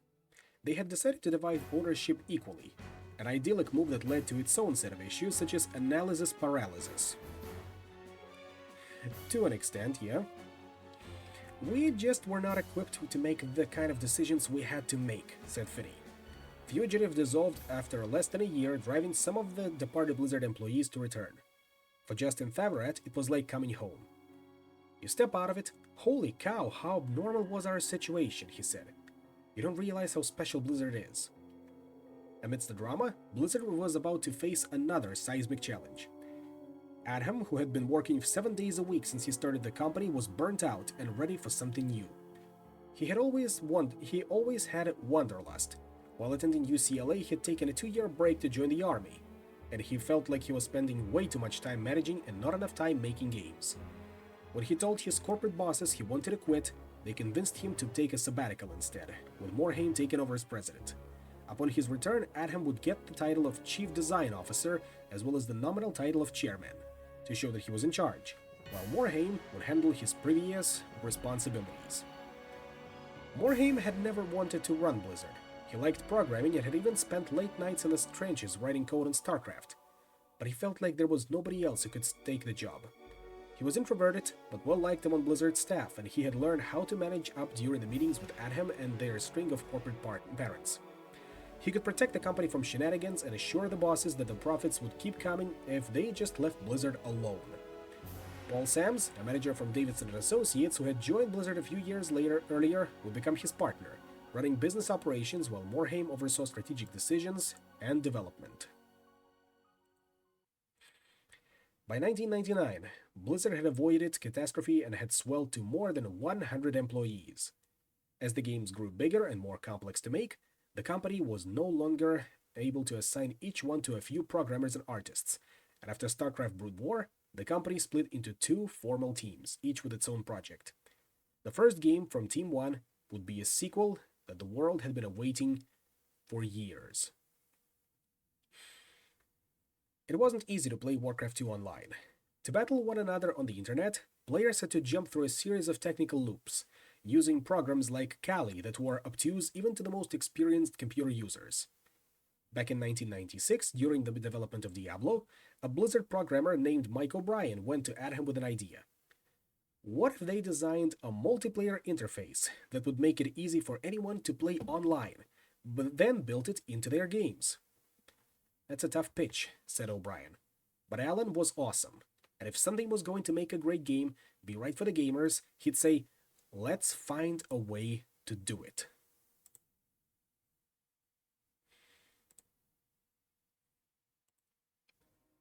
Soon O'Brien was helming a project called Battle.net that would serve as the multiplayer infrastructure for Diablo, complete with a chat system and internet matchmaking. What distinguished it from competing products was that it was completely free. An unprecedented move during an era when most other online services like General Electric's Genie charged per hour, forcing addicted players to shell out hundreds of dollars if they wanted to play their favorite games every night. But Blizzard's ethos was to bring as much value as possible to players, and to Adham and Morhaime. But the long-term brand equity trumped any short-term profits they could get by charging. To defray costs, they would sell ads on the platform. Over the course of a year, O'Brien wrote the code for Battle.net, working with the other engineers to get it implemented into Diablo on a tight timeline. We went from zero to let's ship the game using this in 6 or 9 months, Brian said. O'Brien was one of the company's strongest coders, with more network programming experience than most of his colleagues thanks to a 5-year stint at a rail traffic control software company. After Diablo, he kept working on Battle.net improvements for StarCraft, developing a custom map database and a competitive ranking system. Blizzard attributed a big chunk of both games' success to Battle.net's clean, efficient functionality, which made it simple to play the company's games online without having to input lengthy IP addresses or download sketchy middleware. O'Brien became a rising star both internally and externally, and was featured in a PC Gamer magazine spread naming the industry's 25 greatest game developers, or as the magazine called them, Game Gods. Adham and Morhaime were impressed with O'Brien's talents and he was eventually given the chance to pitch his own new project, which got him thinking about the appeal of strategy games. Before he'd started at Blizzard, he had been more obsessed with the first Warcraft, in part because the armies were small and it was easier to grow attached to the characters. I think the last thing you want in an RTS game is to feel like you're playing on a piece of graph paper, O'Brien said. You want to get drawn into the world you're playing on. Warcraft 2 and especially StarCraft had grown more complex and fast-paced, with more multitasking and larger groups of units. In the first Warcraft you could select a group of 4 units at once. By StarCraft, the count was up to 12. For this new game, O'Brien wanted to swing back to the other direction, making each unit more important and giving players fewer of them. Doing so would allow them to pivot to 3D without having to worry quite as much about technical restrictions, explore a new type of networking option that would help thwart cheating, and bring back some of the role-playing elements that he felt had been lost over the previous few years. O'Brien had called the game Warcraft Legends, but just before announcing it at a European trade show in September 1999, Blizzard decided to go with Warcraft 3. A move that O'Brien later saw was a mistake because it implied an iterative sequel rather than a radical spin-off. Rob Pardo, now one of the company's top designers, explained to skeptical journalists that this game would feel different from StarCraft and the previous 2 Warcraft games. It wasn't really like a traditional real-time strategy game, Pardo said in his presentation. Gameplay would unfold from a low, over-the-shoulder perspective rather than a bird's-eye view. The buildings would be all pre-established, and instead of focusing on constructing bases and training units, you'd control a handful of heroes, each with their own small army. It was such a big departure that they even coined a new acronym to explain it: RPS, or Role Playing Strategy. The magazine previews from Warcraft 3 were glowing. They usually were, but back in Irvine, Blizzard staff started to grumble. They wanted to advance the real-time strategy genre, not develop something else entirely. O'Brien grew frustrated at what he perceived as risk aversion from his colleagues, while Blizzard employees complained that he was dressing them down. A lighter touch, more like Adham's, might have helped them persuade the team to get on board, but O'Brien had made a few too many enemies. I think I needed Alan more than I credited myself with needing Alan at that time. I think I was going through growing pains, and I think everyone was going through what was going through growing pains, and I think that we'd lost some of the glue that connected us. At the end of the year, a group of staff, including Pardo and Metzen, went to Morhaime and asked him to remove O'Brien from the project, saying they weren't on board with his vision. Morhaime consented, telling O'Brien he could find another position elsewhere at Blizzard, but to the now former project lead, it was a betrayal. After going on a long road trip to clear his head, O'Brien approached another top Blizzard engineer, Jeff Strain, with a proposal. They should start a new company. Strain liked the idea and brought it to another of Blizzard's top engineers, Pat Wyatt. It was the winter of 2000, and Wyatt's unhappiness had been simmering for a while. He remained attached to Blizzard. He had been there for 9 years, since Morhaime had called and told him they needed a programmer for Battle Chess. But he was also exhausted. At this point, Wyatt was both the vice president and the lead of Battle.net, which required an all-consuming amount of attention. Servers would crash, bugs would emerge, and new features needed to be implemented in a timely manner, and Wyatt was picky about bringing in new hires. StarCraft and Diablo were played by millions of people across the globe, and Diablo 2 was on the way, which Wyatt knew would require even more of his time. The last thing he wanted was to spend another 3 months living in Blizzard North. Wyatt was also disappointed that the company had decided not to pursue what he thought would be a lucrative, industry-changing initiative, to turn Battle.net into a digital store for a variety of PC games instead of just Blizzard's. After all, one of the reasons they'd called it Battle.net was to keep the client independent from Blizzard so they could potentially operate it as a separate business. He, O'Brien, and a few others had pitched the idea but were outvoted by Adham, Morhaime, and the other executives, who said they wanted to focus on their own brand and products. I thought that was a short-sighted decision, Wyatt said. Yeah, no kidding. At the start of 2000, Wyatt, O'Brien, and Strain resigned to start their own company, Triforge, later renamed ArenaNet. It was such a giant relief, Wyatt said. Day number 1, I'm not getting hundreds of emails I have to go and solve. I'm not on the hook for all these things. Morhaime tapped Frank Pierce, Blizzard's first employee, to take charge of Warcraft 3. They repositioned the camera to the traditional bird's eye view and re-added base building and resource gathering. Not everything was tossed. This rebooted version of the game would retain the idea of powerful hero units that could sway the course of battle, but the idea of making an RPS was mostly gone. They were putting the 3 back in Warcraft 3. But the ArenaNet departure was traumatic for Morhaime and his crew, even more painful than Fugitive because of the engineering talent they just lost. Blizzard's reeling and understaffed programming team had to spend the next few months crunching hard to build the demo for this new version of Warcraft 3. They brought the game to E3 in May 2000, then went back to work, but with the exponentially increasing success of every Blizzard game just adding to the pressure. The first Warcraft had been surpassed by the second, and StarCraft had blown them both out of the water. After Brood War, some fans considered StarCraft to be the perfect game, the digital equivalent of chess. There was this energy. Can we do it again? Capture lightning in a bottle a second time, said designer Tim Campbell. In addition to humans and orcs, Warcraft 3 would let you play as 2 new races, the Graceful Night Elves and the Lumbering Undead. Each race had a suite of heroes who would collect items and gain powerful abilities. The level designers stuffed each map with monsters, villages, and optional objectives. There were probably a couple of levels we had to scrap or redo from scratch 4 or 5 times, said Campbell. You eventually get used to that and embrace it as part of the process. And you know what?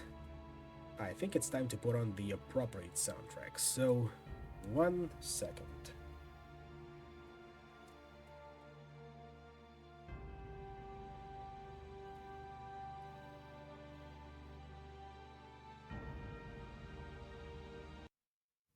I know it cuts out abruptly, but hey.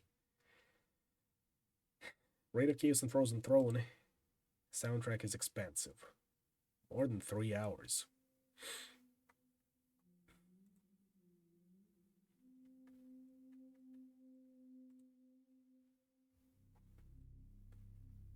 Warcraft 3 would tell Blizzard's most ambitious story to date, giving a lengthy campaign to each of the 4 races. Metzen brought back Thrall, the protagonist of Warcraft Adventures, to be one of Warcraft 3's stars and put a sympathetic face on a faction that had previously been portrayed as brutish and violent. The human hero, Arthas, would go through a tragic journey reminiscent of StarCraft's Sarah Kerrigan, eventually succumbing to his darker instincts and committing atrocities at the player's hand. While most of StarCraft's story had been long told through pre-briefs before each mission, Warcraft 3 would feature in-game cutscenes, taking advantage of the game's 3D models to zoom in on hero characters as they talked and battled. Warcraft 3 Reign of Chaos came out on July 2002 to instant critical acclaim and commercial success, selling 1 million copies in a month. It was another #1 hit for Blizzard, which seemed destined to never fail. The achievement was especially remarkable given the shakeups they had faced over the previous few years, an atmosphere befitting a company that had once considered calling itself Chaos Studios. I will say, my throat is feeling pretty parched at this point, and we are halfway through part 1. There will of course be parts 2 and 3. And oh boy, we've got a lot of ground to cover in this one, believe me. I hope you're enjoying the book so far, because give me a moment, I'm gonna need to go away to get me a drink. I will be right back. Enjoy Warcraft 3 soundtrack in the meantime.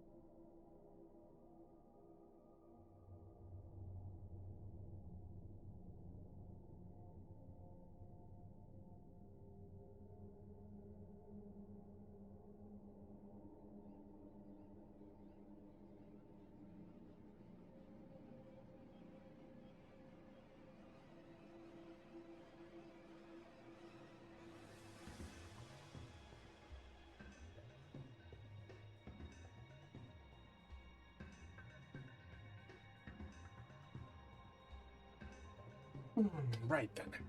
I'm back. And yeah, this time I won't forget to save and re-upload all of this. Hopefully people will enjoy it.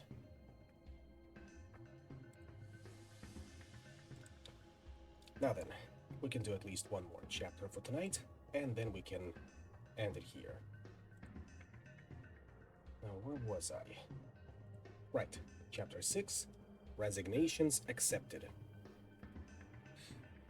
Those who work in the video game industry might bristle at the suggestion that they do nothing but play video games all day. After all, game development is a job, one in which artists, programmers, and other creative professionals collaborate to develop complex works of art.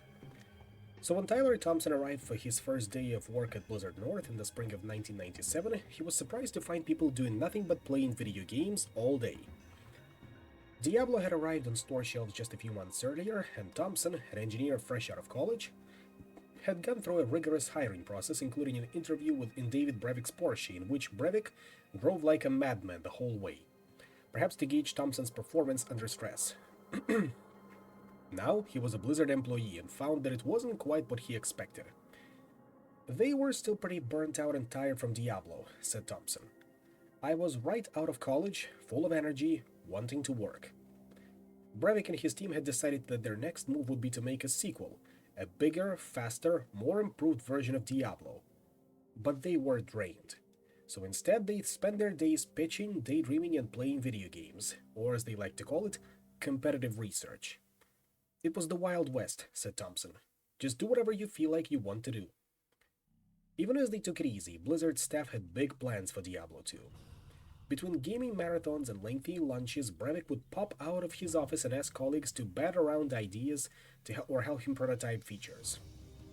While Diablo had been a vertical game, in which players descended through a dungeon one level at a time, Diablo 2 would be horizontal. It would unfold across 4 acts, each centering on a different town in the world of Sanctuary, which included jungles, deserts, caves, swamps, and the depths of hell itself. This was an opportunity to fix the problems that Blizzard's staff had discovered in the last game. Exploring Diablo's cavernous dungeon could feel sluggish, so for the sequel, they would act running.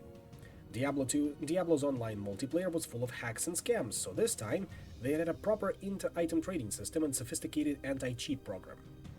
We felt really confident in our decisions because of the success of Diablo, Brevik said. These were things we really wanted to add to Diablo but didn't have the time to do. There would be 5 distinct classes, each with their own items and skills. The Barbarian, who would dual-wield weapons and spin around like a tornado, would feel notably distinct from the Necromancer, who could summon an army of wizard skeletons. In the fall of 1997, as the Irvine studio crunched to finish StarCraft, Blizzard announced Diablo 2 to the world, telling press it would come out in late 1998. And you guessed it, what that means. Time for new soundtrack.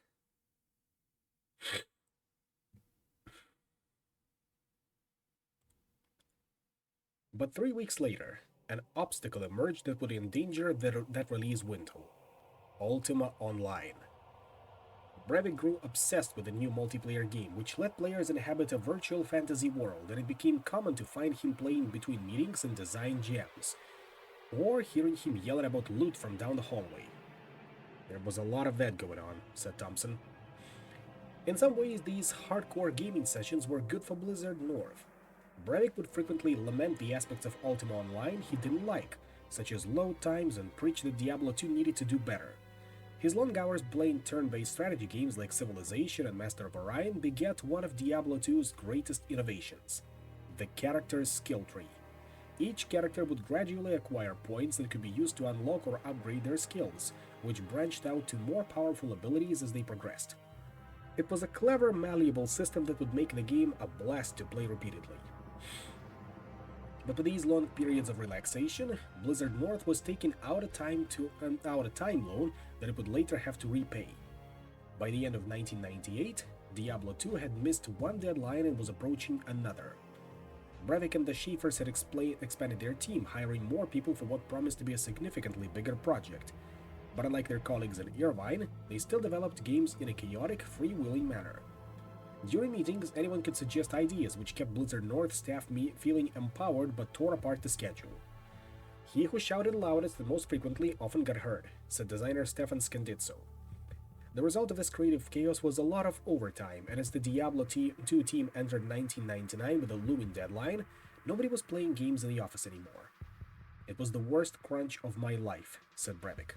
Thompson decided to sleep at the office 3 nights a week so he could spend the other having dinner with his wife. But the work was so draining he could barely think straight. I was a zombie, Thompson said. I'd go into restaurants, get a menu, try to read the entry, then go to the next one and completely forget what I just read. When Diablo 2 finally came out in June 2000, it sold more than 1 million copies in 2 weeks, winning a spot in Guinness World Records as the fastest-selling computer game ever. It also attracted a huge international audience, selling hundreds of thousands of copies across Europe and South Korea. But the game's grueling development schedule left permanent marks on many of the people who worked at Blizzard North. It scarred me for a long time, said Brevik. It had huge ramifications in my life, most of them pretty negative. Diablo 2's crunch put an end to Brevik's marriage and would forever mar his relationship with his 2 oldest daughters. Even as this game bolstered his reputation and would cement his place in the industry history, it took a piece of Brevik that he would never get back. It's really set my life up in a way that I'm so lucky to have, Brevik said. For me to be a part of that team and recognized as the leader is really special and has really helped me throughout my entire life. But it was extremely costly. By the time Diablo 2 was finished, Erich Schaefer never wanted to think about demons and barbarians again. He'd spent a few weeks battling around other ideas with colleagues, then decided to pack up and leave California. I was still feeling burnt out, he said, so I moved to Manhattan. I barely kept in touch. I just disappeared. Not everyone at Blizzard North was allowed to take that kind of sabbatical, and some openly grumbled about one of their bosses disappearing for several months when they were all just as fried. The silver lining was that they could use this as an opportunity to step into leadership roles themselves. A small team began working on what would become Diablo 2's expansion, Lord of Destruction, while others broke off to follow whims that never materialized, like a version of Diablo for Nintendo's Game Boy. At this point, Blizzard North had grown into a company for more than 60 people, but its bosses still operated with the same philosophy that they had when they'd started Condor back in 1993. Let people do whatever they want. Some people were more burnt out than others. Some were better programmers than others, said Brevik. Some had their own agendas and were really ambitious, and all of those things kind of collided. When 2 different groups of programmers each decided independently to develop their own 3D engine, a move that many staff pointed out was a massive waste of resources, nobody stopped them. There was this power vacuum, mainly because a bunch of us, like myself and Erich, weren't there very much, said Brevik. Everyone is trying to step up.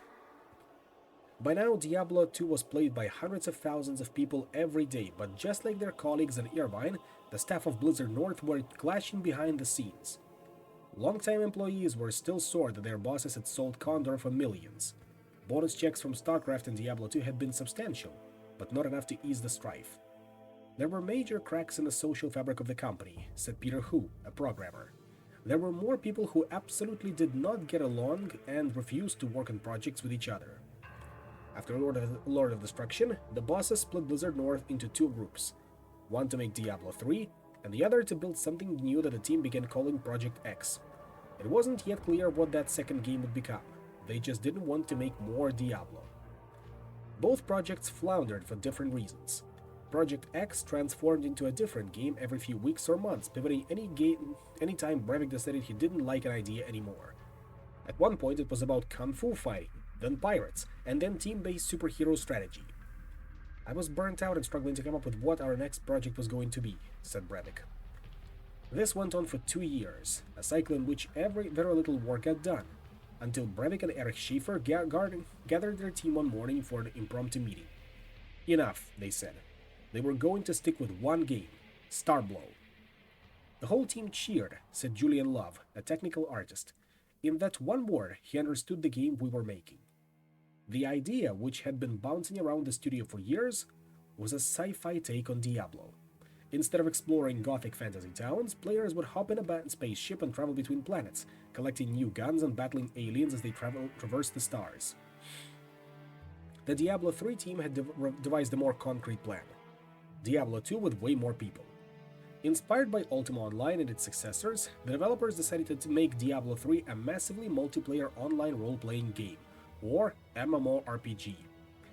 In the previous two games, players could only team up in small groups. This time, hundreds if not thousands of people would be able to interact with and play together. You'd have these towns everyone could congregate in, but then go out on separate instances, said artist Anthony Rivero. It was very pie in the sky. Blizzard North had decided that for Diablo 3 they would switch to 3D graphics because few games in the early 2000s were still using 2D, and their colleagues down south had already made the shift. But the company was still working on two 3D engines at once, and neither was established enough for Diablo 3's development. By 2003, it had been 2 years since Blizzard North had released any new games. The staff were fractured, the office was in chaos, and neither of the company's two projects had made much progress, and their next game might still be years away. There had always been an uncomfortable tension between Blizzard and Blizzard North. Over the course of Diablo 2's development, the two companies had fought the same sorts of battles they'd fought on the first game, over code, art, and aspects of the game that Irvine managers found questionable. Our argument was, again, fuck that, we'll do what we want here, said Eric Schaefer. We won most of those. Technically, the Northern unit reported to Irvine, but they believed that the Diablo games contributed just as much to the company's success as Warcraft or Starcraft, so why should they be treated like subordinates? Matt Householder, a senior producer on Diablo 2 and one of the Blizzard North's oldest developers, felt that an insurmountable philosophical chasm had erupted between the two companies. Blizzard North was more freeform, exploratory game design, Householder said, whereas South was more linear, less welcoming, or of random chance. One of the biggest pressure points was bug fixing. The developers in Irvine believed that a game should be near perfect on release, while Blizzard North was more willing to address problems down the road through patches and updates, as they had with Diablo 2, which remained unstable for weeks after it came out. Despite their differences, the two game studios were allied against a common adversary, corporate overlords who seemed to barely know they existed. During the Sendon scandal, the three bosses of Blizzard North had partnered with Alan Adham, Mike Morhaime, and Paul Sams to form a committee that would deal with whichever company owned them that year, which had helped both Blizzard offices get along even during times of stress. Bill Roper, the early Blizzard employee who had gone from writing impromptu Warcraft dialogue to producing games and even serving as PR spokesman, had worked as Irvine's liaison on Diablo 2, helping to finish the game during those difficult final months. After the game's release, as Brevik and Schaefer began discussing expanding their own leadership team, Morhaime thought it might be a good idea to help send Roper up north to bridge the gap between the two studios. Roper believed he moved to the San Francisco Bay Area, where he was promoted to vice president and installed as one of Blizzard North's new bosses. But Roper's presence did not entirely solve the company's communication issues. By 2003, rumors were floating around that a struggling Vivendi was looking to sell its video game division. In January, with the press reported that Microsoft, which had just entered the gaming industry with its Xbox console, was close to buying Blizzard and the rest of Vivendi's game studios. The rumors were false. Although Microsoft had considered an acquisition, nothing was imminent. But they still shocked Blizzard's North's bosses, who were upset to hear the news at the same time as the public. When staff asked what was going on, Roper and his crew didn't have much of an answer. It felt like every week there was some new big life-changing possibility that could occur, said Roper. It becomes really hard to run a studio in any stable way under that kind of environment. In June 2003, the four Blizzard North executives, frustrated with the rumors, wrote a stern email to Vivendi, asking for financial protections, better communication, and inclusion in the sale process. If the corporation wouldn't acquiesce to their demands, they wrote, the four executives would resign. We said, hey, unless we resolve this, we can't be here, Brevik said. The threat of resignation was a tactic they had used effectively in the past, and one they had been discussing for months. Morhaime and Adham had been part of some of these conversations, although the two ultimately decided not to participate. It was less of a bluff and more, we want to show you how serious we are, said Roper. They already had reason to be sour toward their corporate owners. When Diablo 2 had made it into Guinness World Records, Vivendi sent emails to Brevik and the Schaefers to congratulate them, only to misspell each of their names in different ways. Erich was spelled Etlich, which we always kid him about, said Roper. There was something about it that it didn't sit real well. They emailed Vivendi on a Friday, assuming they'd hear back the following week.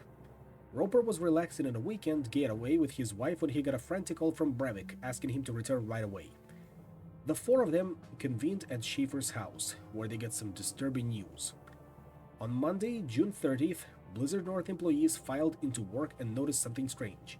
A contingent of executives from Blizzard North South, including Adham and Morhaime, was in their office and meeting with the four bosses in one of the conference rooms.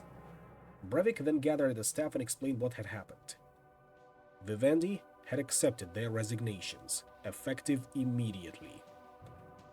David Brevik, Erich Schaefer, Max Schaefer, and Bill Roper were all gone. Morhaime told Blizzard North that as part of this transition, they would be laying off staff, canceling Starblow, and refocusing on Diablo 3. The staff, reeling from the news that their leaders had just resigned, now had to interview for their own jobs with managers that they barely knew. Executives from Irvine probed each Blizzard North employee about the studio's problems, potential solutions, and what they wanted to see the company do next. They'd ask you about certain people, yay, nay, or neutral, then compare that against everybody, said artist Anthony Rivero. It was brutal.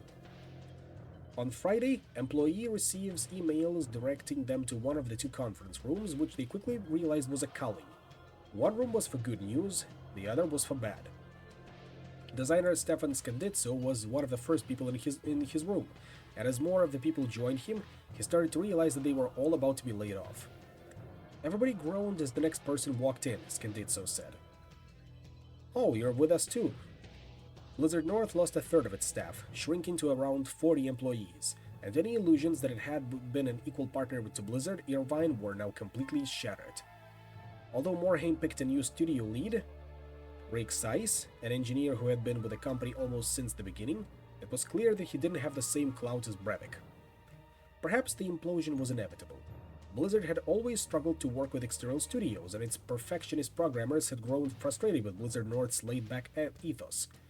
Morhaime had proposed several times that Brevik and the Schaefers relocate to Irvine so they could all work together, only to be rebuffed, and installing Roper as a liaison hadn't bridged the gaps.